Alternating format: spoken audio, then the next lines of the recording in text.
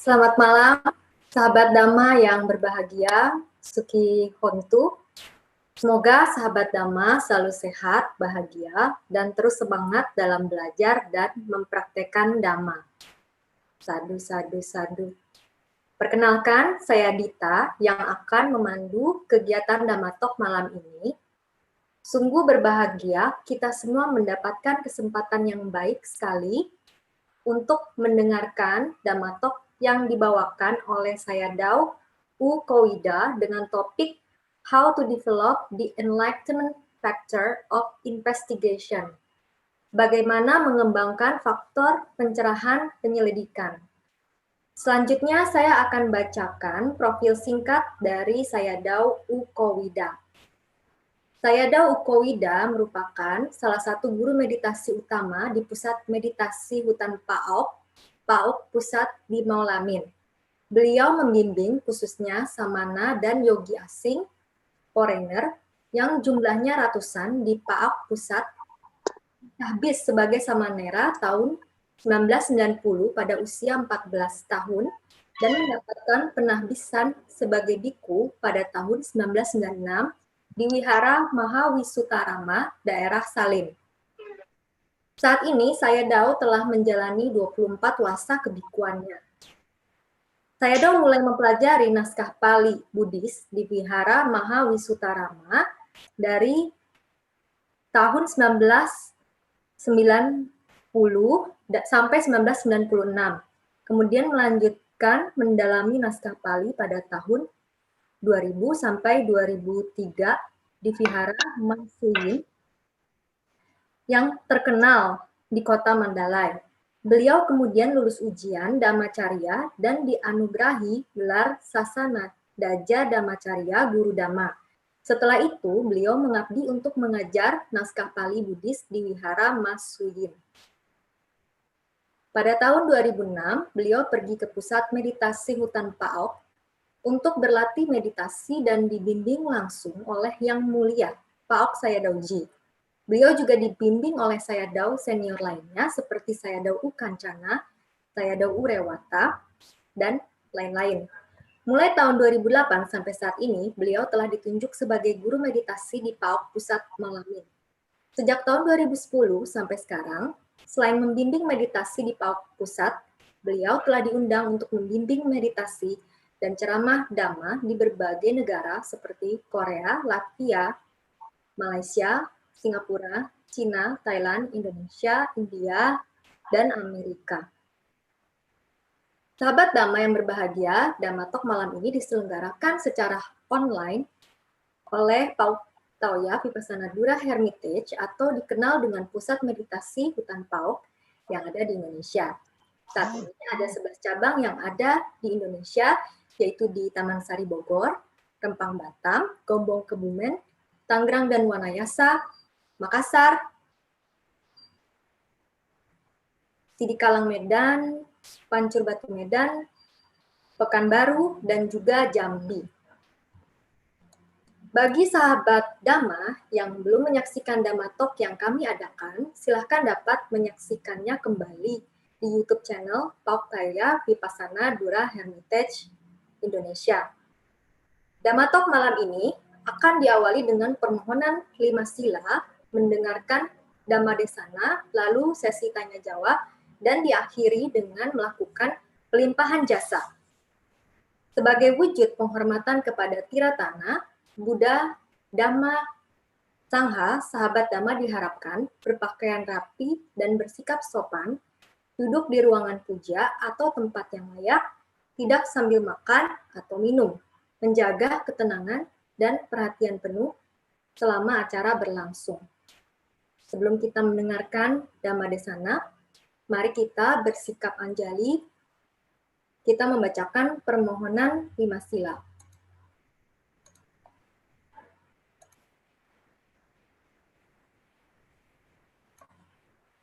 Wandami Sayadaw.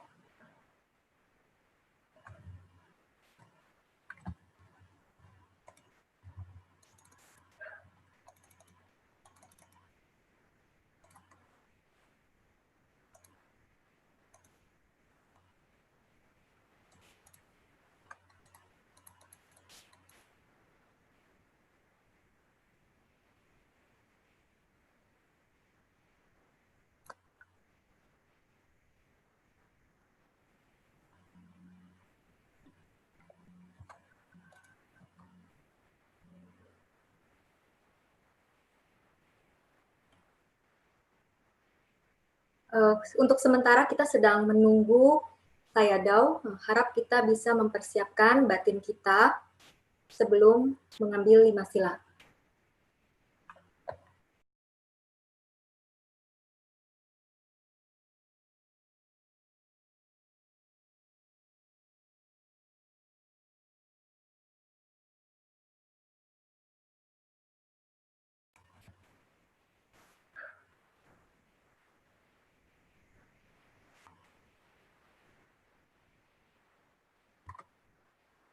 Good evening, Sayadaw.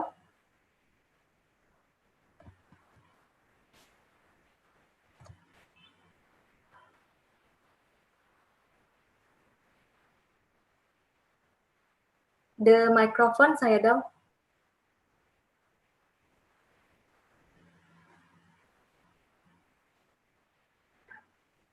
Okay. Okay. Before we start the Dhamma talk, we would like to request for 5 precepts. Okay.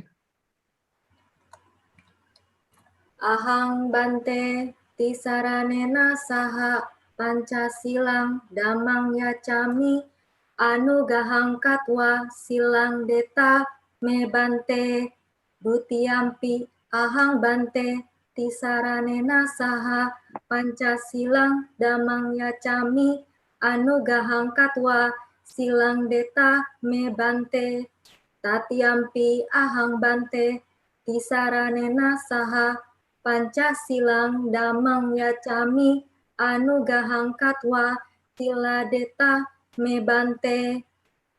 Yamawadami tawadeta. Amma bante. Namo tassa bhagavato arahato sama sambuddhassa. Namo tassa bhagavato arahato sama sambuddhassa. Namo tassa bhagavato arahato sama sambuddhassa. Namo tassa bhagavato arahato sama sambuddhassa. Buddham saranam gacchami, dhammam saranam gacchami, sangham saranam gacchami.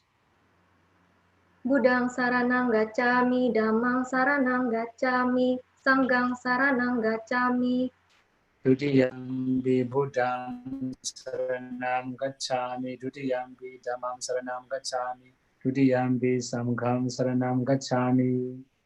Dutiyampi buddhang saranang gacchami, dutiyampi dhammang saranang gacchami, dutiyampi sanghang saranang gacchami.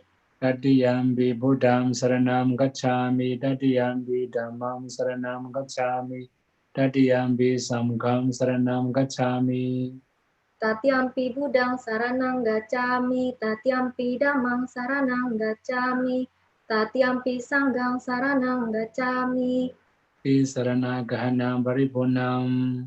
Amma bante. Anadipada, can you say? Yes, bante. Panatipata weramani sikapadang samadhyami adinna danna weramani sikapadang samadhyami kame sumicacara weramani sikapadang samadhyami musawasa weramani sikapadang samadhyami surameraya Majapamadhatana weramani sikapadang samadhyami. Tisarane nasa panjanita guru dhamma silam sadukang katawa apamadena sambhajita. Amma bante, sadu, sadu, sadu. Okay. Sahabat Dhamma, mari kita persiapkan batin dan jasmani kita untuk mendengarkan Dhamma Desana dengan penuh perhatian yang akan disampaikan oleh Sayadaw Kovida serta diterjemahkan oleh Brother Lukito. Sayadaw, we would like to invite Sayadaw to kindly start the Dhamma talk now.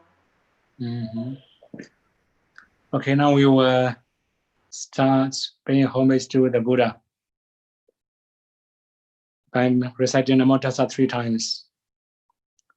Namo Tassa Bhagavato Arahato Sama Sambuddhassa. Namo tassa bhagavato arahato sama sambuddhassa. Namo tassa bhagavato arahato sama sambuddhassa.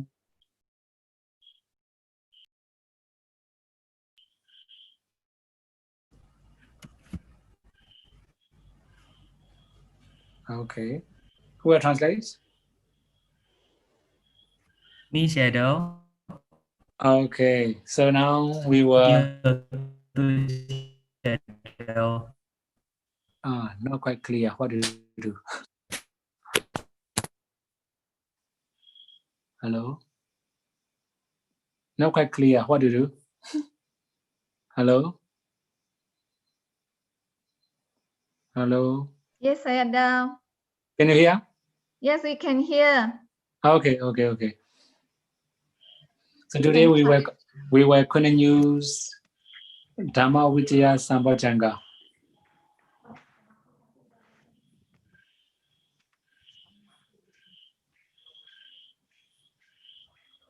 Sorry, Shadow. I just find a place to find a good connection here.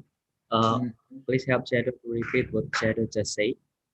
Okay, so today we are going to continue Dhamma Vidya Sambhajanga, the enlightenment factor of investigation. Oke. Sekarang Shadow akan melanjutkan Dhamma Talk dengan topik bagaimana mengembangkan faktor pencerahan penyelidikan.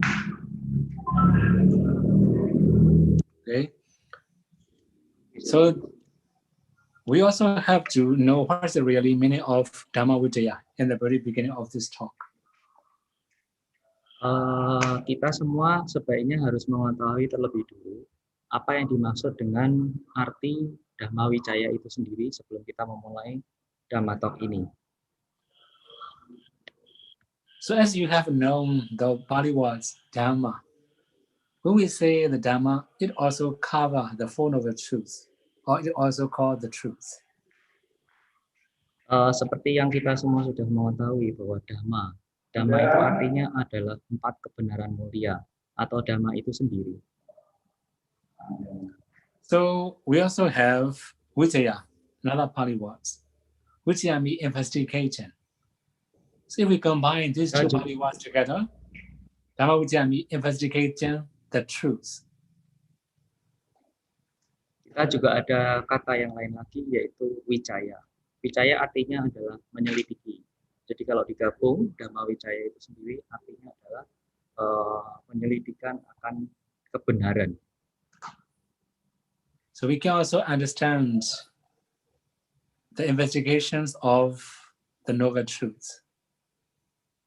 Jadi kita juga bisa mengerti dan mengerti tentang penyelidikan kebenaran itu sendiri.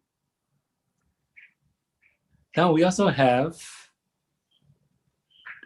to understand Dhamma Vidya as wisdom, because it also has the nature of wisdom.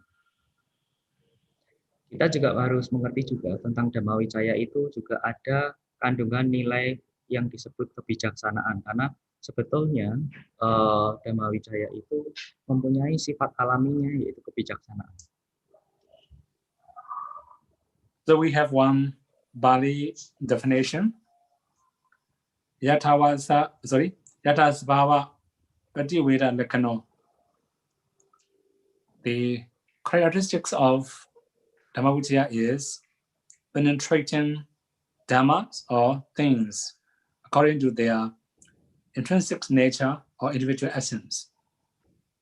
Ada bahasa Pali yang menyatakan yata sabba wa patiweda lakano, yang artinya penembusan dhamma berdasarkan sifat alami dari sifat hakiki alamiahnya itu sendiri. In every single ultimate reality, there is their own nature or their own characteristics. So we also have to know that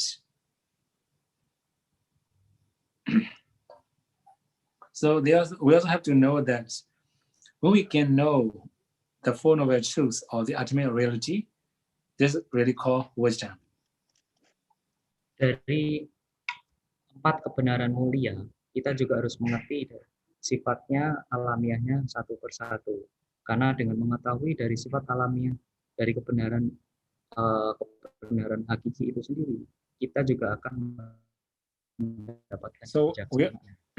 We also have to understand that when we have wise intentions or when we have wisdom, then we will come to know fundamental truths.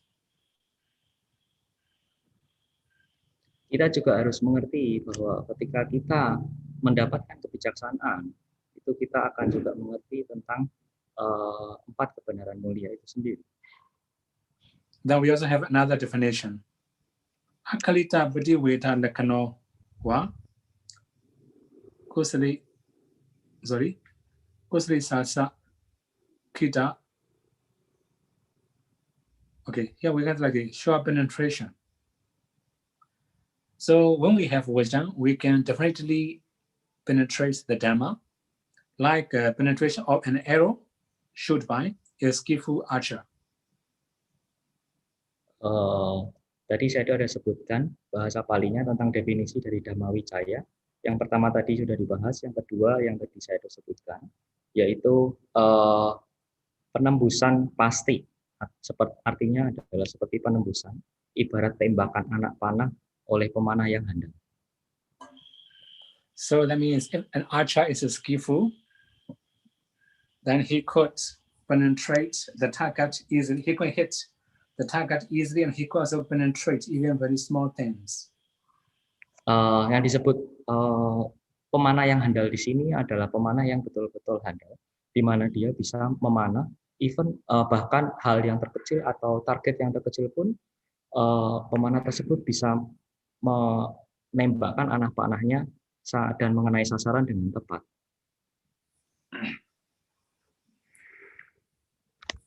Then we have another definition. With your bhasa raso, the function is to eliminate the objects like a lamp. A lamp will show the visible object clearly. Kemudian ada definisi Dhamma Wicaya yang lain yang tadi saya sudah sebutkan, yaitu sifatnya adalah untuk menerangi objek seperti layaknya ketika kita menghidupkan lampu, dia akan menerangi dan memperjelas objek yang kita lihat. Then I will elaborate later. We have another definition, asamo hapatupatano. That means the manifestation is as clarity of perspective. Nanti saya akan menjelaskan yang tentang apa itu menyinari objek layaknya lampu. Kemudian saya akan beralih ke definisi Dhamma Wicaya yang berikutnya, yang tadi saya sebutkan, itu kejelasan perspektif atau pencermatan yang jelas. It also loses discernment, or it's also like a good guide in the forest. Ya, tambahan penjelasan yang lain adalah penglihatan atau pencermatan yang demikian jelas, jernih, seperti layaknya pemandu yang baik di dalam hutan. So if we don't have good guides, we can get lost in the forest. Jadi But kalau now, when we have wisdom, is a good guide, we're gonna get lost even we are in the forest. Jadi kalau kita misalkan berada di dalam hutan, tidak bersama dengan pemandu yang baik, maka kita akan bisa tersesat di dalam hutan. Tetapi dengan adanya kebijaksanaan, kita tidak mungkin tersesat di dalam hutan, layaknya pemandu yang baik. So here, when we talk about Dhamma Wicaya, we also say how to develop the enlightenment factor of investigation.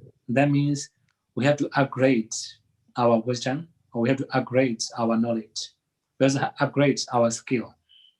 Ketika kita berbicara dengan mengenai Dhamma Wicaya, khususnya tentang faktor pencerahan penyelidikan, itu artinya kita akan membahas lebih dalam lagi bagaimana untuk mengembangkan faktor pencerahan penyelidikan itu sendiri. Kita juga harus mengembangkan bagaimana caranya untuk mendapatkan atau mendapatkan faktor pencerahan penyelidikan.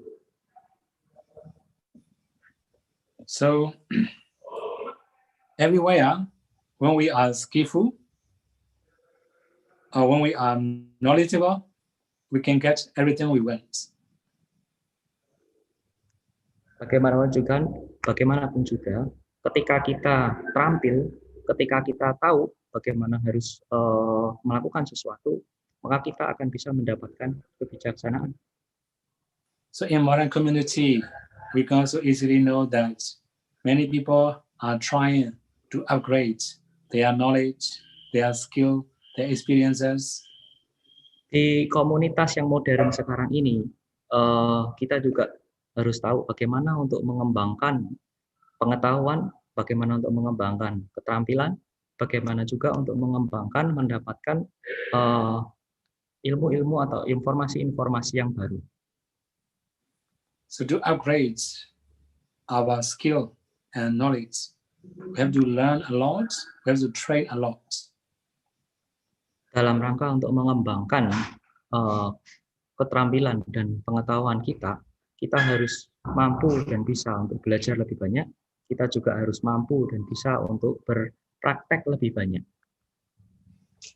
Even in our daily life or household life, we have to upgrade our knowledge and skill every day, every moment.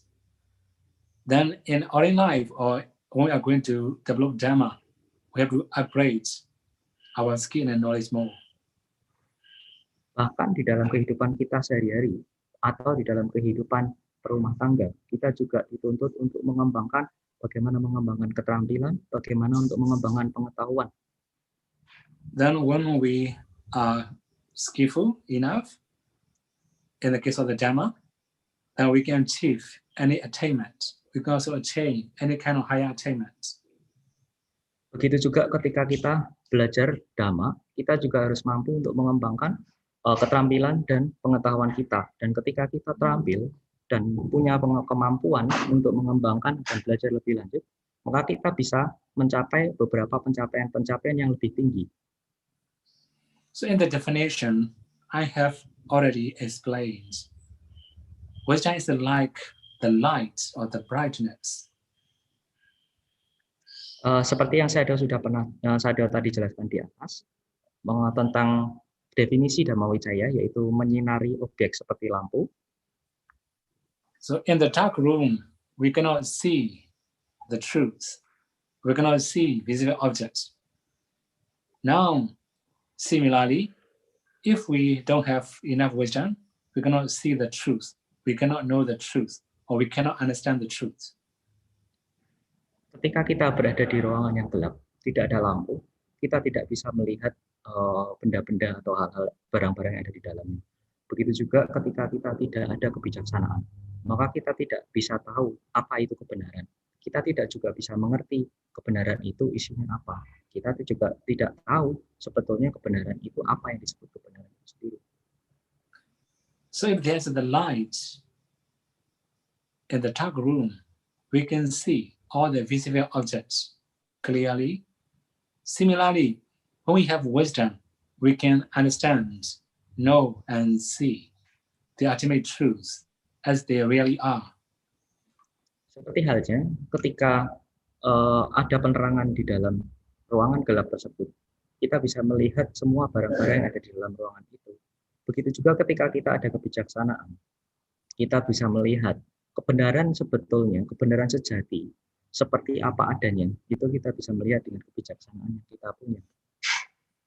It is also the opposite factor of ignorance. If we say ignorance is darkness, then wisdom will be the light. Ibaratnya seperti dikatakan bahwa ketidaktahuan itu adalah yang dimaksud dengan kegelapan. Maka yang disebut kegelapan tadi dengan ketidaktahuan, maka kebijaksanaan itu ibarat lampu. If we say ignorance is dark or black, we can also say wisdom is bright and the light. Kalau kita mau mengatakan bahwa kegelapan itu adalah ketidaktahuan atau ibaratnya seperti juga kebijaksanaan disebut sebagai lampu terang, penerangan. So we also have said something about investigation. So if we investigate and street things, or listening to many people saying, such as the explanations of focusing on the breath or whole breath body, for example, taught by many different people, we will get confused. Seperti ketika kita akan mengembangkan faktor pencerahan penyelidikan, itu kita harus ibaratnya seperti kita, salah satu contohnya adalah ketika kita mau belajar dengan memulai meditasi tentang objek pernafasan, seperti mengetahui tubuh nafas itu sendiri. Sometimes we try to understand the meditation with different formula, different theories, then we can get confused. Sometimes we must be very simple to know very simple objects. Kadang ketika kita memulai dengan meditasi, kita mencoba memahami meditasi itu dengan berbagai macam latar belakang, formula, rumusan, atau berbagai macam teori. Terkadang dengan berbagai macam formula dan teori itu malah membuat kita kebingungan. Padahal pada dasarnya sebetulnya kita harus belajar untuk memahami pernapasan atau meditasi itu secara sederhana. So the more we analyze, the more we get confused. That is why, although we are going to investigate, we must be wise enough. Makanya semakin sering kita menganalisa, maka semakin gampang kita akan menjadi bingung atau mengalami kebingungan. Jadi kita harus memulai semua itu dengan sederhana. For example, when we talk about anapanasati, mindfulness of breathing, we may analyze or investigate how far, how near, how big, how small, and so on. The more we analyze, the more we investigate, and the more we get confused. Seperti contohnya ketika dalam memulai meditasi anapana, pernapasan, kita selalu kecenderungan untuk menganalisa atau menilai segala sesuatunya itu berdasarkan apa yang kita punyai. Seperti contohnya, seberapa jauh, kemudian seberapa dekat, seberapa besar, seberapa kecil. Jadi kalau kita semakin sering menyelidiki, semakin sering menganalisa, maka semakin mudah juga kita akan mengalami kebingungan. And sometimes we try to understand using many different theories. For example, by focusing on the breath, how is it possible to see the light? This is impossible, whatever logic you use. But in Buddha's teaching, it's practical. Seperti halnya kita kebanyakan menggunakan teori yang kita punya untuk memahami meditasi itu sendiri. Seperti contohnya yang saya dulu dikatakan, bahwa apakah mungkin untuk melihat objek nafas itu sendiri? Padahal sebetulnya dengan ajaran Sang Buddha itu adalah sangat-sangat praktis dan sangat mudah.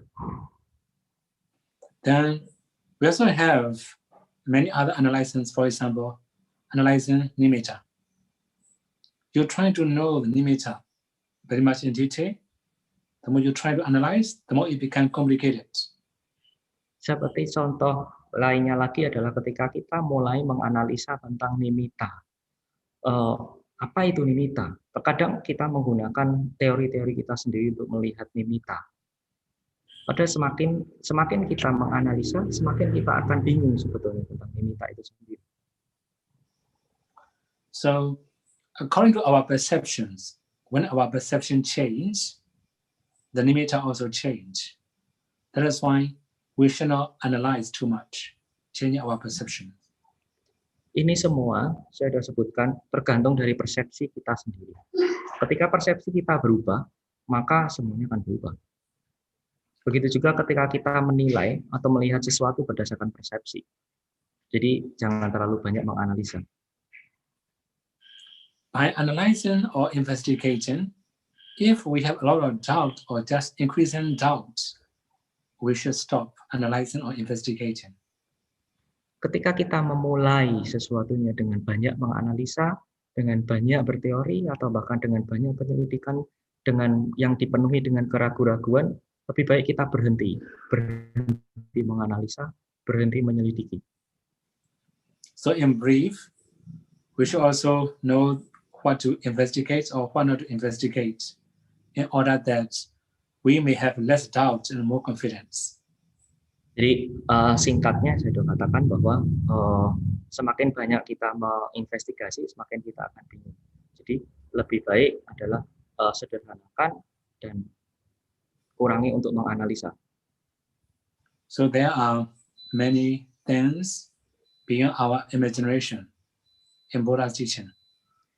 Dan Sayadaw juga mengatakan dengan mengurangi menganalisa akan menambah kepercayaan diri kita dan mengurangi keraguan-raguan yang muncul. Jadi di ajaran Sang Buddha ini semua bisa dilakukan dengan praktis. So when we are going to meditate, our mind must be very simple. It's also very difficult to be simple, right? Mostly in modern community, to be simple is more difficult than to be complicated.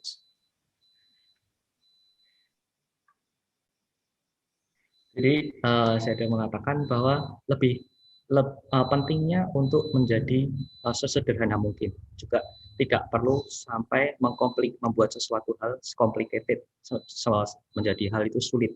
Di ajaran Buddha semuanya adalah sederhana dan praktis. Di dunia modern juga seperti itu. Bahkan kita sendiri kadang melihat bahwa menjadi mudah malah sesuatu yang membuat atau melihat sesuatu menjadi complicated malah menjadi sesuatu hal yang mudah. Jadi jangan membuat sesuatu kelihatan complicated atau semakin sulit dan sederhana saja. So today we are going to talk about how to develop the investigations of Enlightenment factors. So there are 7 ways to improve the Enlightenment factor or investigations. Malam ini saya akan membahas faktor pencerahan penyelidikan, investigasi. Ada 7 faktor pencerahan. Ada 7 faktor yang mengarah untuk pengembangan faktor pencerahan penyelidikan. So the first one is Paripuchakada. That means inquiring about aggregates, bases, elements, faculties, powers, and so on. Faktor yang pertama yang mengarah ke munculnya faktor pencerahan investigasi adalah paripuchakata. Itu artinya adalah menanyakan mengenai agregat-agregat, landasan-landasan, unsur-unsur, fakultas-fakultas, kekuatan, dan beberapa hal yang lain, seperti faktor pencerahan, jalan kesucian, samatha, dan vipassana. There will be many different other questions according to our current conditions in our meditation. For example, like Enlightenment factors, noble paths, samatha, or vipassana, and so on. Akan ada timbul banyak pertanyaan-pertanyaan sewaktu kita menjalankan meditasi. Seperti contohnya salah satunya adalah faktor-faktor pencerahan, kemudian jalan kesucian, kemudian samatha dan vipassana. So here also we must be wise enough to ask necessary questions. We also have to know what to ask and what not to ask. Kita harus betul-betul mengerti kapan dan harus betul-betul bijak kapan bertanya, kapan tidak bertanya. Dan kita juga harus tahu kapan harus bertanya dan kapan harus tidak bertanya. So there are many unclear points in the meditation. Even in Anapanasati, there are many unclear points. Banyak sekali saya disebutkan hal-hal yang kurang atau hal-hal yang tidak jelas selama kita melakukan latihan. Banyak hal di situ yang banyak yang tidak jelas di situ. So for example, what is really called whole breath body? Then what is really called subtle breath? How to overcome difficulty and so on. Seperti contohnya, apa yang disebut dengan seluruh tubuh nafas? Apa yang disebut dengan nafas halus? Begitu juga apa yang disebut dengan nafas keluar dan nafas masuk. Dan berikut-berikutnya pertanyaan-pertanyaan lain. And we also have to know how nimitta appear. So there will be many different conditions. For some meditator, the light appear first. After a long time, they will see the nimitta. There are also some special meditator. They start seeing the nimitta and then they see the light. Begitu juga hanya tentang nimitta. Ada beberapa meditator atau yogi yang saya sebutkan setelah mereka duduk lama baru muncul nimitta. Atau ada meditator yang spesial baru duduk sebentar nimitta sudah muncul. Then we also have to know what are the obstacles or hindrances to improvement. Kita juga harus tahu apa yang disebut atau bagaimana sesuatu yang disebut halangan atau disebut rintangan untuk memperbaiki atau berkembang di dalam meditasi. Then similarly, what's really called accept concentration? In the accept concentration, how can we know that we have attained accept concentration? Similarly, jhana, how can we know that we have attained jhana concentration, and so on? There are many questions we have to ask according to the conditions. Begitu juga ketika kita juga harus tahu apa yang disebut konsentrasi akses dan apa itu konsentrasi akses, kapan kita mencapai konsentrasi akses. Itu juga kita juga harus tahu tentang jhana. Kapan kita masuk ke jhana? Apa yang disebut jhana? Jhana itu bagaimana? Itu kita harus tanya banyak pertanyaan. I think in Anapanasati you may have many questions. Most of the meditators ask very simple question. Bhante, how to be natural? This is a very difficult answer, right? They don't know how to be natural. So as we are breathing our daily life, we have to breathe in, breathe out when we are meditating. This is called natural breath. Saya tadi ada sebutkan bahwa bahkan ketika bermeditasi pun yogi banyak memberikan banyak pertanyaan dan pertanyaan itu adalah sama. Bhante, bagaimana bernafas secara alami? Jadi sebetulnya Sayadaw mengatakan ketika dalam kehidupan sehari-hari kita bernafas, nafas keluar, nafas masuk, ya itu yang disebut nafas alami. Sama dengan ketika kita bernafas dalam kehidupan sehari-hari. Then when they feel a lot of tension, a lot of stiffness in their face or somewhere around nostril, they may ask, why is it happening? When I say it's excessive efforts, so relax more natural focusing. They may ask, what does it mean, relax? Relax means as if you have to do nothing, make your mind free. This is called relax. Saya juga sebutkan, ada pertanyaan yang lain lagi, Bhante. Kenapa di sekitar hidung, atau di bawah hidung, atau di atas bibir atas, saya merasakan keras. Beberapa di bagian tubuh saya merasakan keras.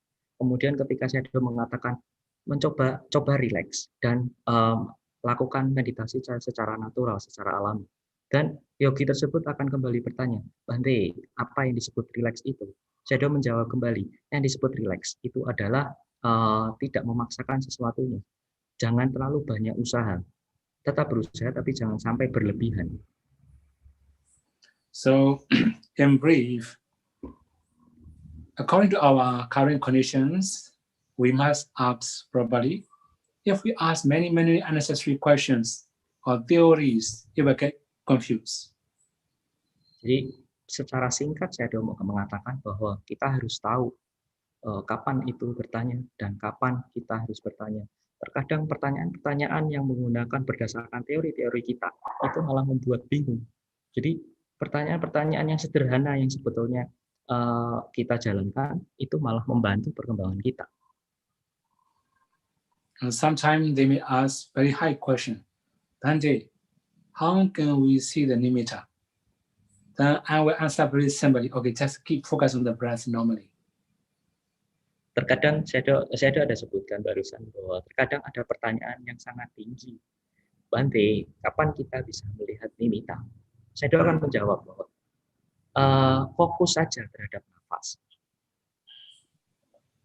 You know, when I come to Indonesia, many people ask, Benny, what is it called Nibbana? Right? Then I just answer very simple. It's very far from you, not practical. Okay, just focus on the breath. It's more practical, right? Saya bercerita ketika saya datang ke Indonesia, ditanya oleh salah satu umat. Sayadaw, Bante, apa itu nibbana? Kemudian Sayadaw menjawab, nibbana masih jauh dari kamu. Itu tidak praktis buat kamu. Yang perlu kamu lakukan adalah hanya fokus kepada nafas, itu saja, ya. So that means sometimes we wish to know many things, many theories, which are very far from our level.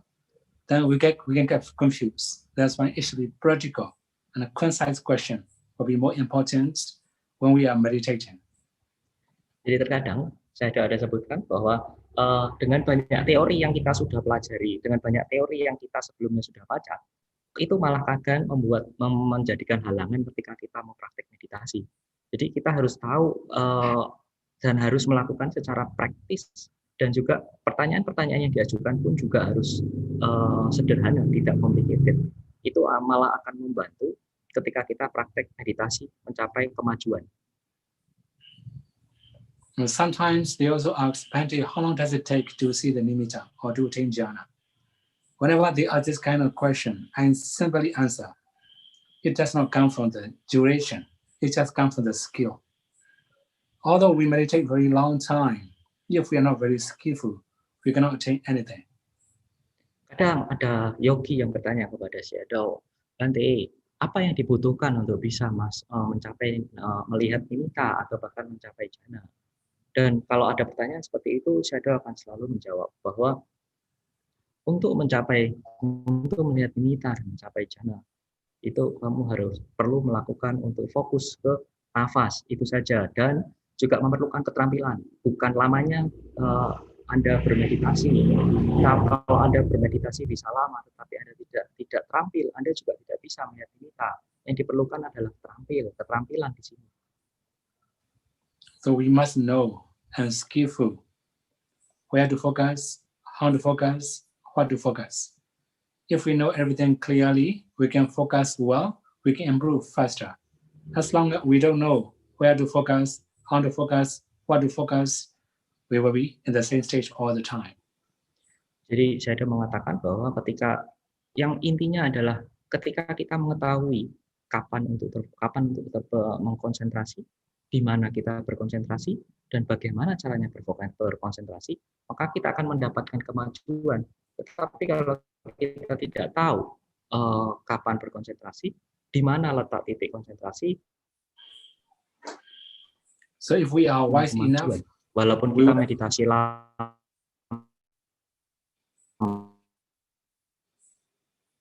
if we are wise enough, then we will know how to focus and we will become skillful.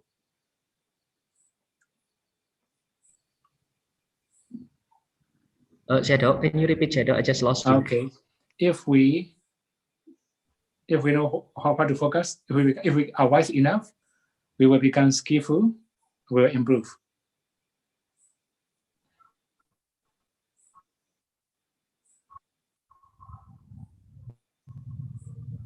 Hello? If we are wise enough, hello, yes, Sayadaw. Sorry, I lost you again, Sayadaw. Yes. So if we are wise enough, we will become skillful. Yes, Sayadaw.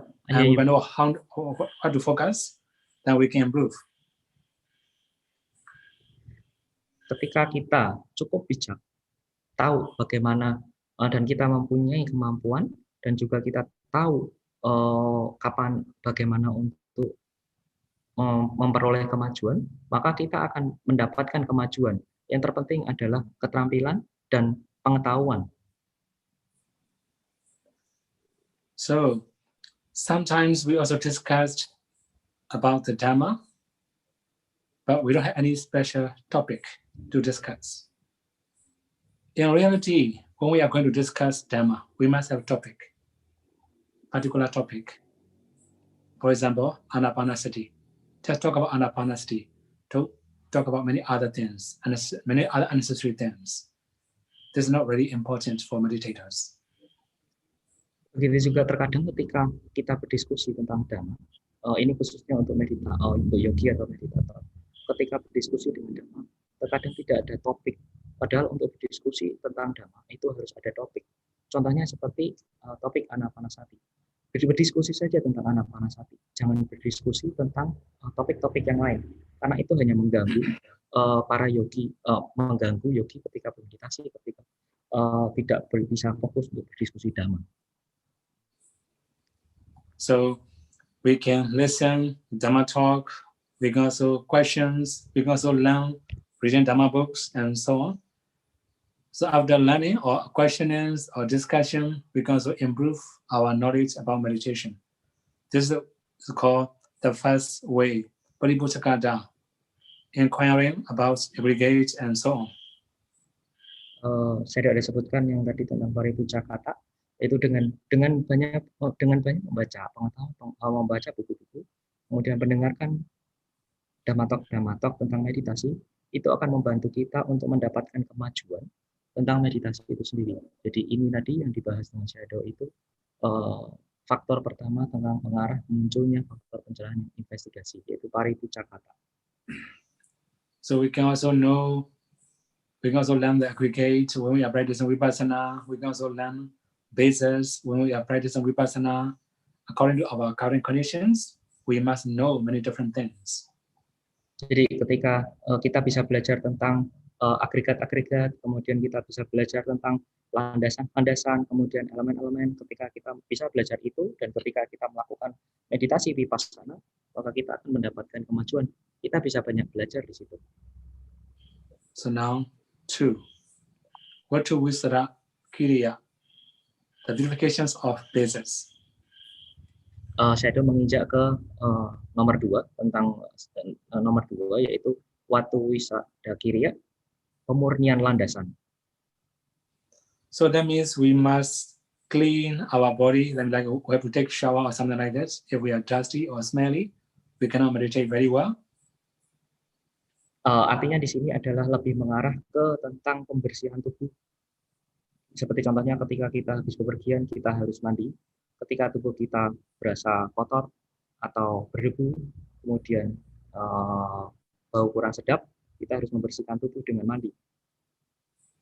And similarly, washing clothes, also maybe cleaning the dwelling place, our residence.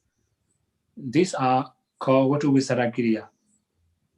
Begitu juga tentang pakaian, kita juga harus membersihkan pakaian, juga membersihkan tempat tinggal. Ini yang disebut dengan Watu Wisada Kiriya, pemurnian landasan, pembersihan tubuh, pembersihan pakaian, dan pembersihan tempat tinggal. Not only that, for example, like cutting the nails, fingernails or toenails, right?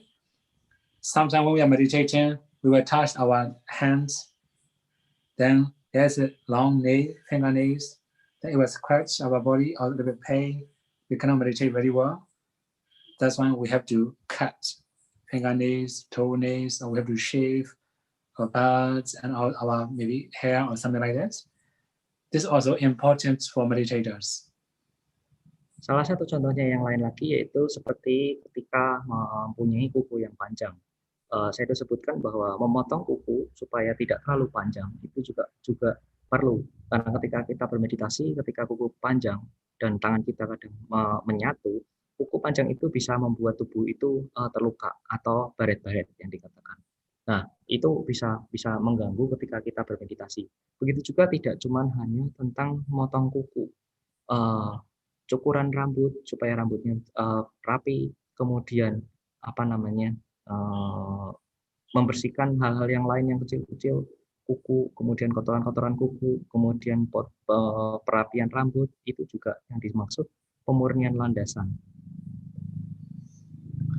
So when you have to do something in your kuti, or when you have to do something in your body, when you are meditating, your mind will go there. I have to do that one in my kuti.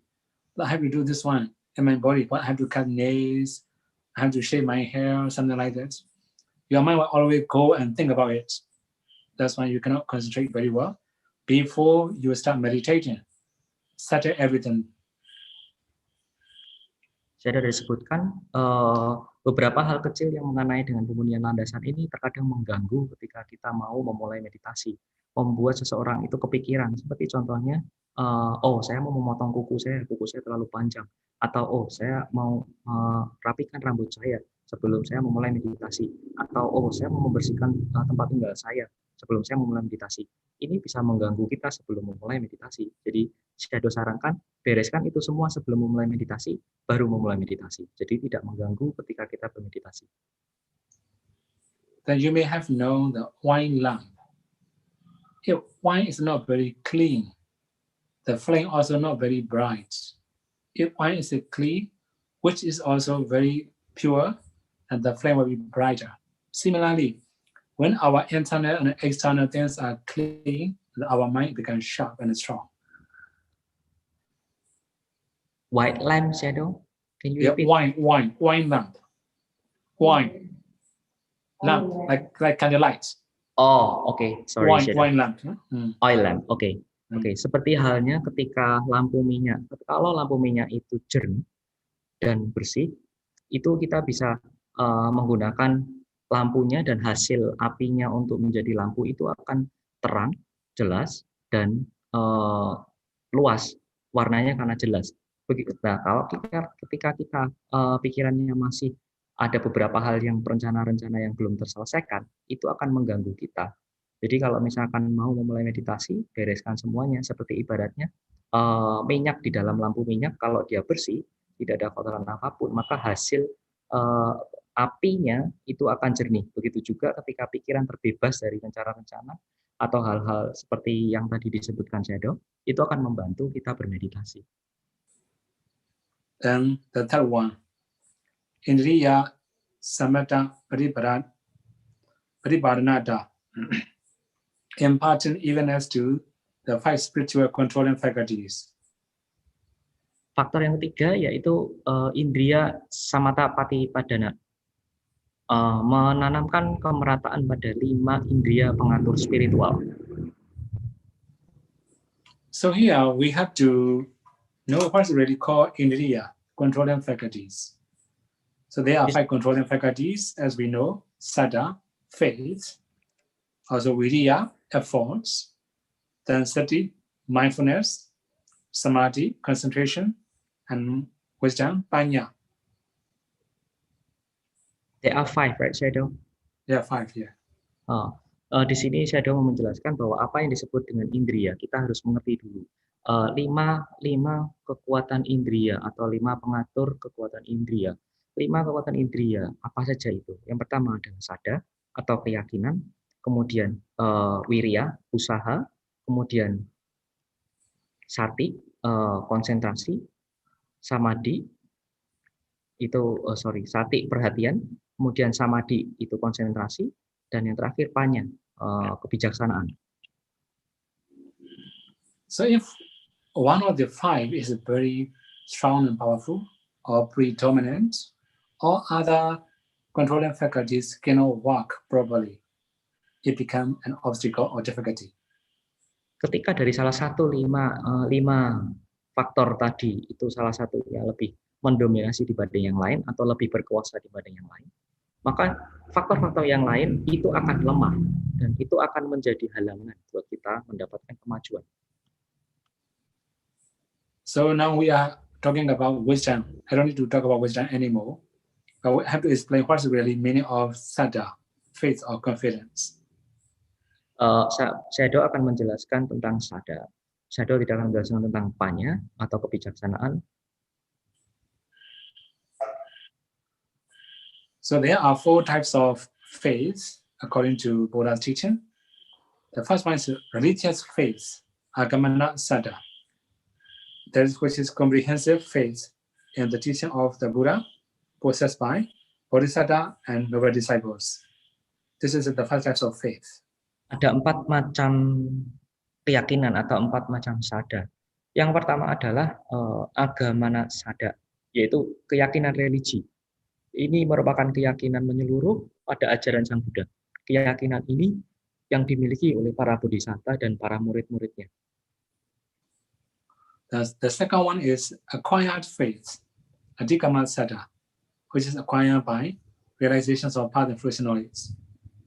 Kemudian sada yang jenis kedua yaitu adhigama sada, keyakinan yang diperoleh. Artinya keyakinan yang diperoleh dari merealisasi jalan dan buah atau magga dan phala. This is also unshaken faith or unchangeable faith. For example, you may know one lay devotees, Subhabuddha in La Paz. When Mara approached him and talked about, oh, I haven't made some mistake. He also, in the case of Buddha, he approached Subhabuddha La Paz and say, oh, I forgot to say something. There's some mistake in my Dhamma talk. When hearing that, the Subhabuddha realized he's not really Buddha. Then he said, you are Mara, right? Then he cannot discard anymore. Sada yang kedua ini, yang adhigama sada ini juga bisa disebut sada yang tidak tergoyahkan atau tidak tergoncangkan.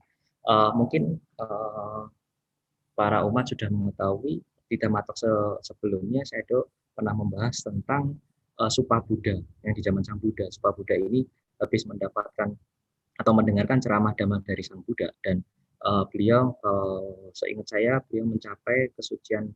He already attained a Sotapanna, right? Sotapanna, yeah, sure, Ya, Sotapanna. Supa Buddha ini mencapai kesucian Sotapanna ketika mendengarkan ceramah Sang Buddha. Kemudian ketika perjalanan pulang ke rumah, di tengah jalan ketemu dengan seseorang, dan seseorang ini ternyata manifestasi dari Mara. Nah, Mara ini datang dalam bentuk orang lain, kemudian ngomong dengan Supa Buddha ini tentang, oh saya lupa mengatakan sesuatu bahwa Buddha itu membolehkan melanggar sila. Seingat saya membolehkan melanggar sila.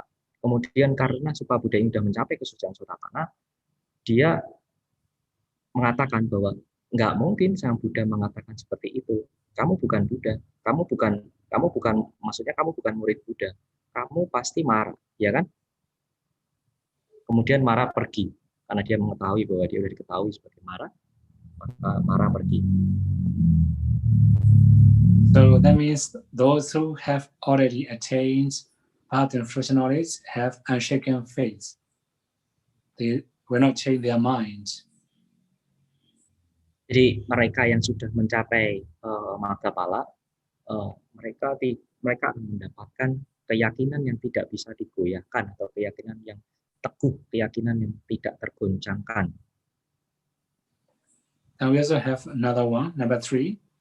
Determined faith, Agapana Sada, which is a result or absolute conviction by which one relies on dependent on the Buddhas, Dhamma, and Sangha. Kemudian ada jenis sangha yang ketiga, yaitu Okapana Sada, yang artinya keyakinan yang teguh, yaitu keyakinan yang merupakan keyakinan mutlak, di mana seseorang mengandalkan dan bergantung pada Buddha, Dhamma, dan Sangha. So this kind of faith is required for everybody when we are going to meditate. When we have this kind of faith, we can practice 3 trainings properly.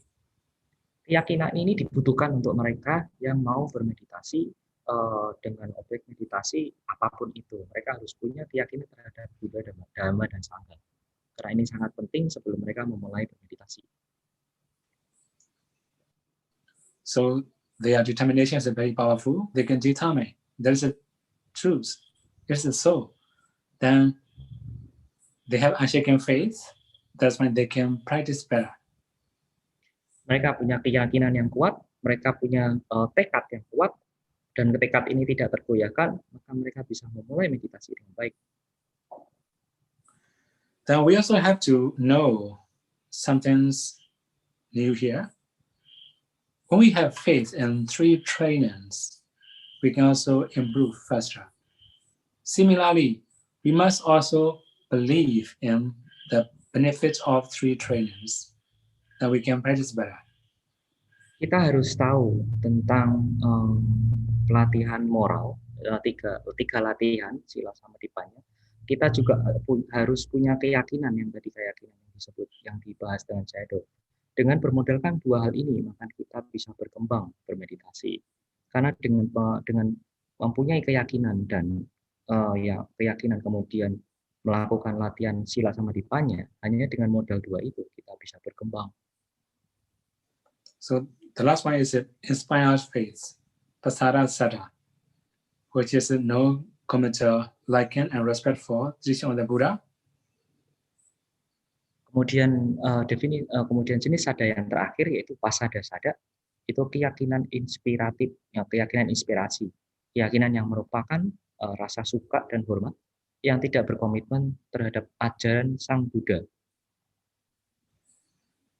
Then with that kind of faith, you can suppose to donate or to offer many different things, very big amounts, for example, but they may not have enough power to practice. Keyakinan seperti ini contohnya adalah ketika seseorang berdana sesuatu secara nilai yang besar, bernilai atau berdana sesuatu dengan yang luar biasa besar. Biasanya mereka yang berdana dengan nilai besar ini tidak memberikan atau mengkondisikan kekuatan atau kondisi untuk memulai meditasi. So this kind of faith cannot support full commitment to the threefold training. Keyakinan seperti ini, keyakinan yang berdana seperti ini, atau keyakinan yang dalam artian hanya berdana saja, itu tidak mensupport latihan 3 jenis latihan. I think I have a talk one time in Medan or somewhere. Not all the good donors are good meditator. I have said this one in Singapore many times. So I have to remind like that. There are many good donors, but not good meditators. They don't want to practice. Sayadaw mengatakan bahwa Sayadaw rada lupa-lupa ingat entah di Medan atau di mana. Sayadaw pernah memberikan ceramah Dhamma Talk tentang bahwa donatur yang bagus, donatur yang besar itu biasanya bukan meditator yang baik. Ini Sayadaw ada sebutkan di beberapa kali di ceramah di Singapura juga bahwa donatur yang besar itu kebanyakan bukan meditator yang baik. So, in brief, when we have faith, but we must be wise enough. Although we have faith, if we are not wise enough, we can believe in many different things. Then it becomes very harmful for our practice.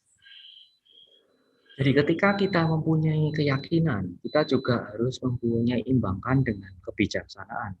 Jadi antara sada dan panya di sini harus seimbang. Ketika kita hanya mempunyai sada, mempunyai keyakinan, kita akan bisa atau mudah percaya dengan segala sesuatu. Tetapi kalau kita kurang ada kebijaksanaan, tidak ada panya di sini, itu juga akan menghalangi praktis kita. So faith without wisdom is very dangerous and risky. Jadi saya mengatakan bahwa keyakinan sada tanpa kebijaksanaan, wisdom, itu juga berbahaya untuk latihan kita. The contrary to it, sometimes we are very wise, but no faith or no confidence. Then it also the problem. We can be a weak person. Begitu juga sebaliknya, ketika kita terlalu bijak, ketika kita mempunyai kebijaksanaan yang kuat, tetapi kita tidak punya keyakinan atau malah sadanya ini kurang, itu juga berbahaya. Karena atau keyakinan atau kepercayaan diri. Karena dengan hanya mempunyai kebijaksanaan itu juga menghalangi praktek kita. So when we have very strong wisdom and also very weak faith, then we have a weaker mind, like a disease caused by the medicine is uncured. Jadi ketika kebijaksanaan menguat, keyakinan melemah, itu membuat pikiran menjadi lemah juga. Seperti contohnya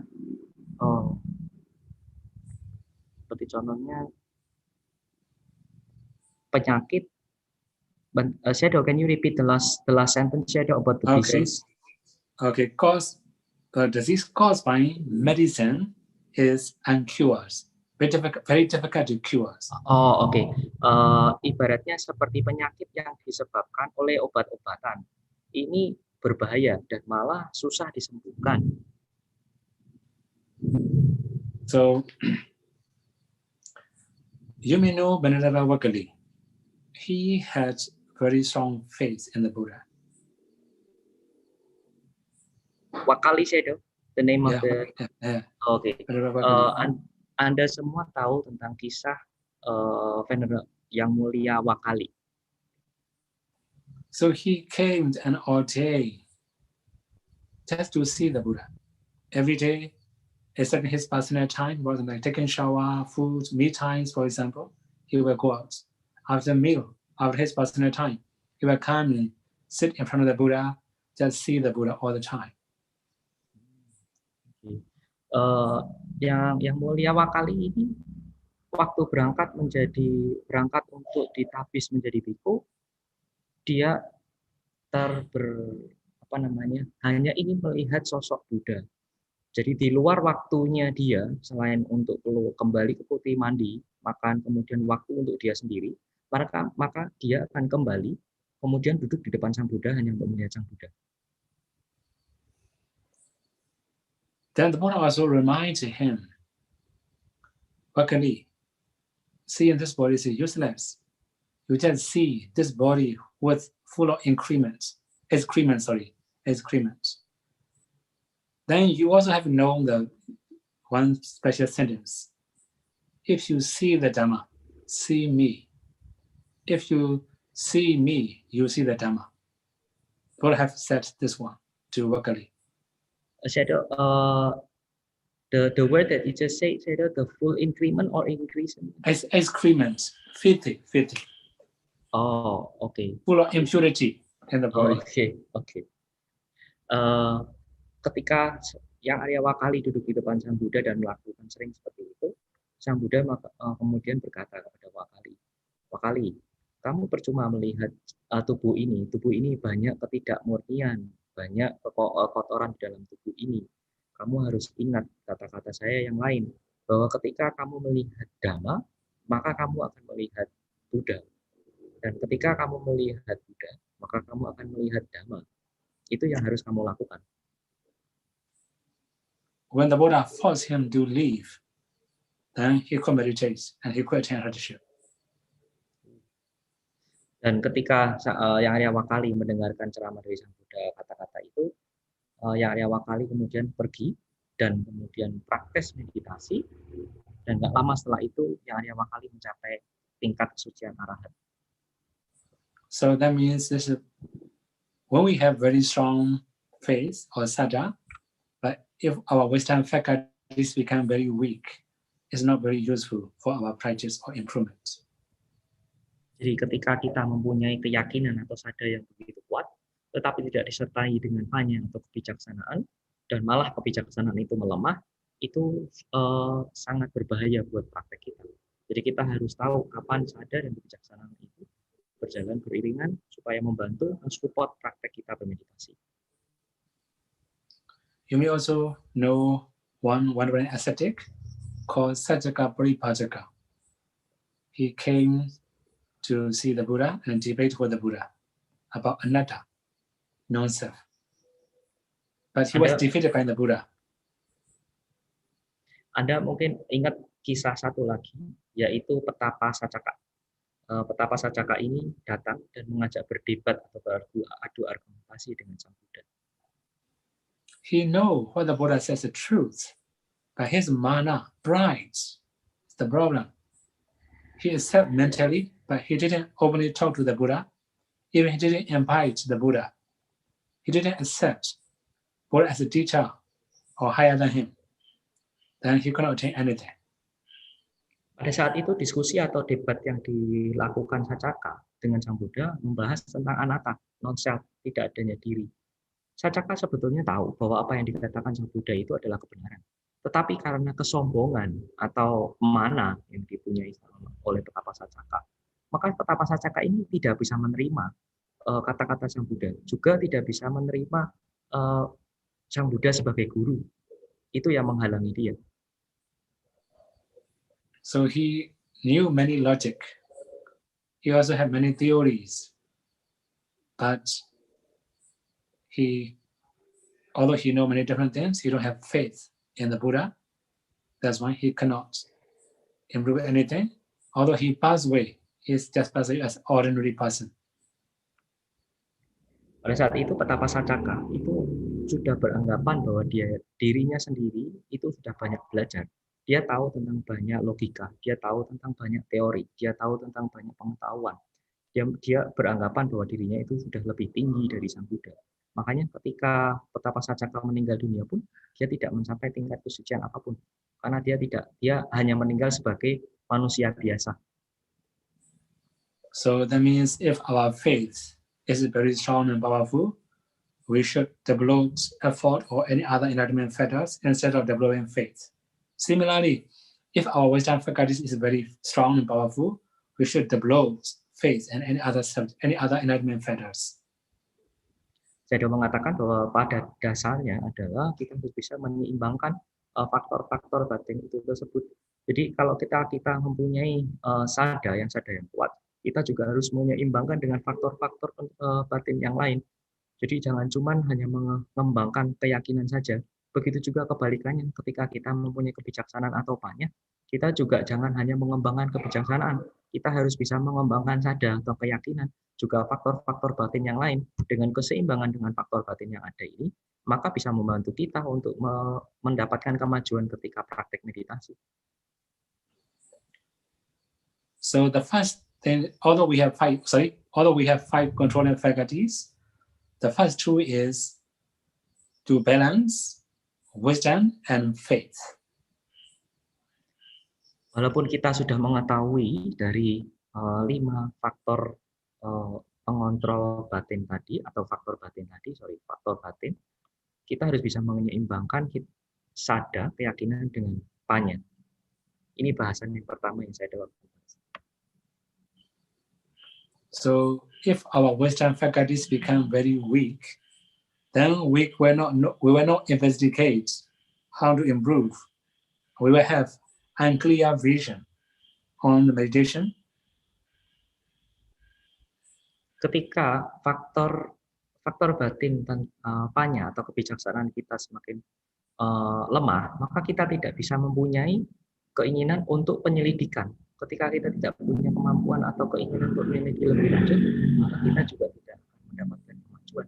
Bahkan kita akan mendapatkan pandangan yang tidak jelas atau pandangan yang kabur tentang kemajuan itu sendiri. Then our mind will not be very active. Then we cannot be very mindful. We cannot have tranquility, and we cannot have concentration. We cannot have equanimity towards meditation subjects. Jadi kalau kita tidak punya kebijaksanaan atau kita tidak punya kemampuan tentang panya itu sendiri, maka pikiran kita akan semakin lemah. Ketika pikiran semakin lemah, maka kita tidak bisa melihat kemajuan di depan. Ketika kita tidak bisa melihat kemajuan di depan, maka kita juga susah untuk bisa merasakan ketenangan. Ketika tidak bisa merasakan ketenangan, kita tidak bisa berkonsentrasi. Ketika kita tidak bisa berkonsentrasi, kita juga tidak bisa melihat objek. So there are many other things to say here, but it will take very long time. Another one is to balance effort and concentration. We also have to know what is really called effort. Yang kedua, saya akan membahas tentang bagaimana menyeimbangkan antara wirya dan samadhi, usaha dan konsentrasi. Kita harus tahu dulu artinya usaha itu apa. So later we have to talk about the enlightenment factor of effort. We also have to talk about the enlightenment factor of concentration. But anyway, briefly, we have two types of energy: bodily energy and mental energy. These two are also called bodily efforts and mental efforts. Energi, Sayadaw? Energy, yeah. Oke. Nanti di Dhammatalk berikutnya saya akan membahas tentang bagaimana mengembangkan faktor pencerahan tentang usaha, wirya, dan kemudian faktor pengembangan tentang samadhi atau konsentrasi. Itu ketika kita yang disebut dengan usaha atau wirya di sini itu berkaitan dengan energi tubuh. What is the second one, Sayadaw? The first one is bodily energy, and then the second one mental energy. Mental energy. Oke. Ketika kita membahas tentang usaha atau wirya, itu kita akan membahas tentang energi tubuh, kemudian yang kedua adalah energi batin atau energi mental. So we must know how to use our mental energy and body energy. Sometimes we use all the physical strength to improve. It becomes very tired. Sometimes we just use very strong mind power to know our main objects, our meditation objects. It becomes very tense and also many stressful, also a lot of distractions and restlessness. Kita harus tahu kapan dan bagaimana kita menggunakan energi tubuh, kekuatan tubuh, atau menggunakan energi batin, mental, secara psikologi. Terkadang kita menggunakan energi tubuh berlebihan, jadi akhirnya membuat tubuh itu kelelahan, capek. Atau yang kedua, malah terkadang kita menggunakan energi mental yang berlebihan untuk melihat objek. Itu terkadang membuat kita juga merasa menjadi tegang di mana-mana, kemudian berasanya lebih keras atau di beberapa tempat. Jadi kita harus bisa menyeimbangkan energi tubuh, kekuatan tubuh dan mental energi, kekuatan mental. So we also have to know how to focus. How much effort do we have to use? For example, if we use too much bodily strength to know the breath, we may feel tense around your temple, nostril, and around the head. Finally, we may feel tense all over the body, not that much comfortable. Finally, we are scared of meditation. Kita juga lebih spesifiknya kita juga harus tahu kapan kita menggunakan kekuatan tubuh.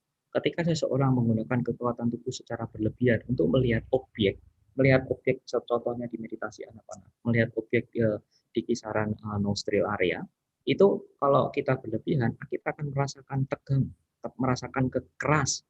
Ada di beberapa area, seperti contohnya di daerah kepala, itu akan merasakan tegang.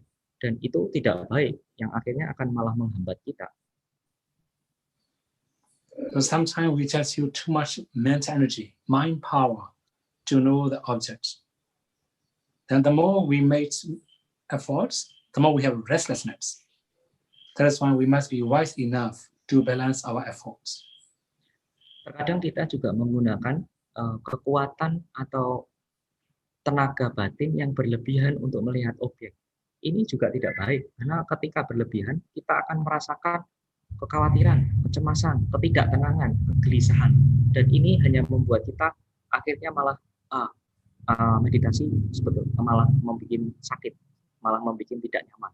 Ini akan menghambat progres juga. Jadi kita harus bisa menyeimbangkan antara bodily, kapan tahu harus menggunakan energi tubuh, kapan harus tahu menggunakan energi batin. Then we have another part, concentration. Sometimes we have very strong, powerful concentration, but our effort is not strong enough to maintain. Then we cannot improve anymore again. Kita kemudian beralih ke faktor berikutnya, yaitu samadhi atau konsentrasi. Ketika kita mempunyai konsentrasi yang sangat kuat tapi mempunyai usaha yang lemah, itu juga mengganggu kita untuk mendapatkan kemajuan yang lebih lagi. So in this stage, when your concentration become very strong and effort become very weak, you may be like unconscious state. You know some particular object, but you cannot say what is that. Some unclear object. So that means your concentration become very powerful, but your effort become very weak. Saya ada sebutkan, ketika konsentrasi semakin kuat, tetapi usaha semakin melemah, itu kita akan tiba di tataran di mana kita merasakan ketidaksadaran. Artinya adalah ketika kita mempunyai konsentrasi yang kuat, kita bisa melihat beberapa partikel. Tetapi karena effort atau usaha kita lemah, kita tidak tahu apa itu partikel itu sebetulnya. So it's like unconscious. It's also like sleeping. You are very free and comfortable, but no more improvement. Seperti ketika kita merasakan ketidaksadaran atau lagi posisi tertidur. Kita merasa bebas, tapi tidak ada sesuatu yang bisa membuat kita lebih lagi dari itu. Okay, if we summarize, when your effort become very strong and concentration become very weak, you have a lot of restlessness knowingly. Jadi pada singkatnya adalah ketika usaha itu semakin kuat dan konsentrasi semakin turun, maka secara tidak sadar kita akan merasakan kegelisahan, ketidaknyamanan. So the more you struggle, the more you have restlessness. When you have this kind of conditions, relax more. Restart. Don't be lazy to restart as a new meditator.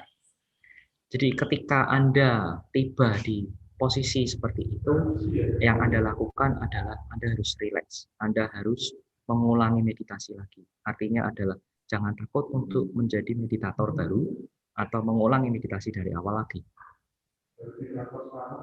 So when you have very strong concentration and weak efforts, especially weak mental efforts, so your mind will run away unknowingly. You don't know when your mind is going or knowing other objects. Not only that, you may also feel like a sleepiness or unconscious. At the time, you cannot do anything anymore. Begitu juga ketika faktor konsentrasi semakin menguat dan usaha semakin melemah. Itu pikiran Anda akan berpindah atau pergi secara tidak sadar dan tidak tahu itu kemana. Dan ketika seperti ibaratnya kayak kita merasakan ngantuk, merasakan malas, yang kita tidak bisa bergerak kemana-mana. So when your mind is too free and comfortable, this is the time to remind yourself to keep knowing main meditation subjects. Jadi dalam rangka untuk membebaskan diri Anda dari berbagai masalah itu tadi, jangan lupa dan jangan ragu untuk mengingatkan diri sendiri bahwa saya harus tahu tentang objek meditasi. Saya harus mengingat kembali objek meditasi saya. In my previous Dhamma talk, I have already talked about mindfulness. So mindfulness is the key to balance all these controlling faculties. Di Dhammatalk yang sebelumnya saya ada membahas detail tentang sati atau perhatian penuh. Perhatian penuh ini sebetulnya adalah kunci utama untuk menyeimbangkan 4 faktor tadi yang dibahas dengan Sayadaw, yang dibahas oleh Sayadaw. Okay, so now 3 is to balance controlling faculties. Jadi sekarang Sayadaw akan membahas untuk mengembangkan atau menyeimbangkan 3 faktor ini. 4. Dopanya bukala pariwachana, that means avoiding the ignorant person. Faktor yang keempat untuk mengembangkan faktor pencerahan tadi, yang tadi pembahasan Sayadaw yang 5 faktor batin itu sudah selesai. Sayadaw masuk ke faktor yang keempat, yaitu menghindari orang-orang bodoh. Dupanya pugala pariwajan. So here, dupanya means unlearned or uneducated or not knowledgeable. This is called dupanya. Dupanya artinya adalah orang yang tidak mempunyai pendidikan, orang yang tidak mempunyai pengetahuan, orang yang tidak mempunyai keterampilan. So that means if we can understand the ultimate reality, we are not dupanya. So if we know how to meditate, or if we have learned how to meditate, we cannot be dupanya. Jadi, Sayadaw mengatakan ketika kita bisa mengerti tentang kebenaran hakiki, kebenaran sejati, kita tidak bisa disebut sebagai dupanya. atau kita mengetahui teknik-teknik meditasi, dan kita juga bisa mengetahui tentang objek meditasi, itu kita juga tidak bisa disebut sebagai dupanya. So we have two things to do. We must have learning knowledge or practicing knowledge. If we don't have learning knowledge or practicing knowledge, or if somebody does not have learning knowledge or practicing knowledge, we must not associate with that kind of people. They cannot help our practice. Jadi saya sudah mengatakan bahwa kita harus bisa belajar dan juga harus bisa berpraktek tentang pengetahuan itu sendiri. Jadi kalau kita ketemu dengan seseorang yang tidak mau belajar, juga tidak mau berpraktek, lebih baik kita tidak berkumpul dengan orang tersebut. Karena itu hanya mengganggu kita, menghalangi kemajuan kita. Like in Indonesia, it's okay, right? If you are going to meditate, nobody will say that you are crazy. But in others, like maybe Western country, if their daughters or their sons is very serious meditator, then they will say, "Are you crazy? You are not working. You are not earning." Seperti di Indonesia, mereka ketika kita mau bermeditasi, orang-orang Indonesia tidak akan melihat kita sebagai orang gila. Tapi di negara-negara Barat, ketika anak atau anak perempuan atau laki-laki mereka itu mulai menjadi meditasi yang cukup serius, mereka akan mengatakan, apa kamu gila? Yeah, although we say dopanya, ignorance. So if they cannot support our practice, just talking about negative things, then we must avoid that kind of people. Tidak juga ketika seseorang disebut dupanya atau orang-orang bodoh. Ketika mereka hanya mengatakan sesuatu yang negatif, atau lebih banyak orang sekarang disebutnya negative thinking, lebih baik kita tidak berkumpul dengan orang-orang tersebut, karena itu hanya mengganggu atau menghalangi kemajuan batin kita. I think there are many people, they don't think meditation is good, right? Meditation is just wasting time without doing anything. They just think meditation is just for relaxing, not for improvement. When we have this kind of perceptions, then sure, the way we use meditation is different from Buddha's teaching. It will be a little bit risky for our improvement. Beberapa orang malah melihat bahwa ketika bermeditasi itu hanya membuang waktu, tidak melakukan apa-apa, atau bahkan mereka melihat meditasi itu hanya untuk relaksasi, bukan untuk kemajuan yang lebih jauh lagi. Dan ketika kita bertemu dengan mereka-mereka seperti itu berarti mereka tidak mengetahui bahwa tujuan praktek Dhamma dari ajaran Sang Buddha adalah sejatinya bukan seperti itu. Then, okay, now 5. Panya Wanda Bukala Sevanada, associated with the wise. Kemudian yang nomor 5 adalah Panyawanta Pugala Sewanata, bergaul dengan para bijaksana. So what is it really called Panyawanta, the wise man or the wise person? Yeah, here in this context, we also have to know that proper teacher or proper guidance. If somebody can know how to practice vipassana, because this is the wise person. Jadi apa yang disebut Panyawanta? Saya sudah sebutkan bahwa Panyawanta ini adalah mereka atau guru yang bisa berpraktek vipassana. So especially here we also mention, in the text also mention, you may know you may also know Udaya Jnana, the knowledge of rising and perishing. In the rising stage, there are 25 ways of discerning. In the perishing stage, also there are 25 ways of discerning. Altogether, 15 ways of discerning in rising and perishing. If somebody can know all these methods, this is called wise people, according to these suttas.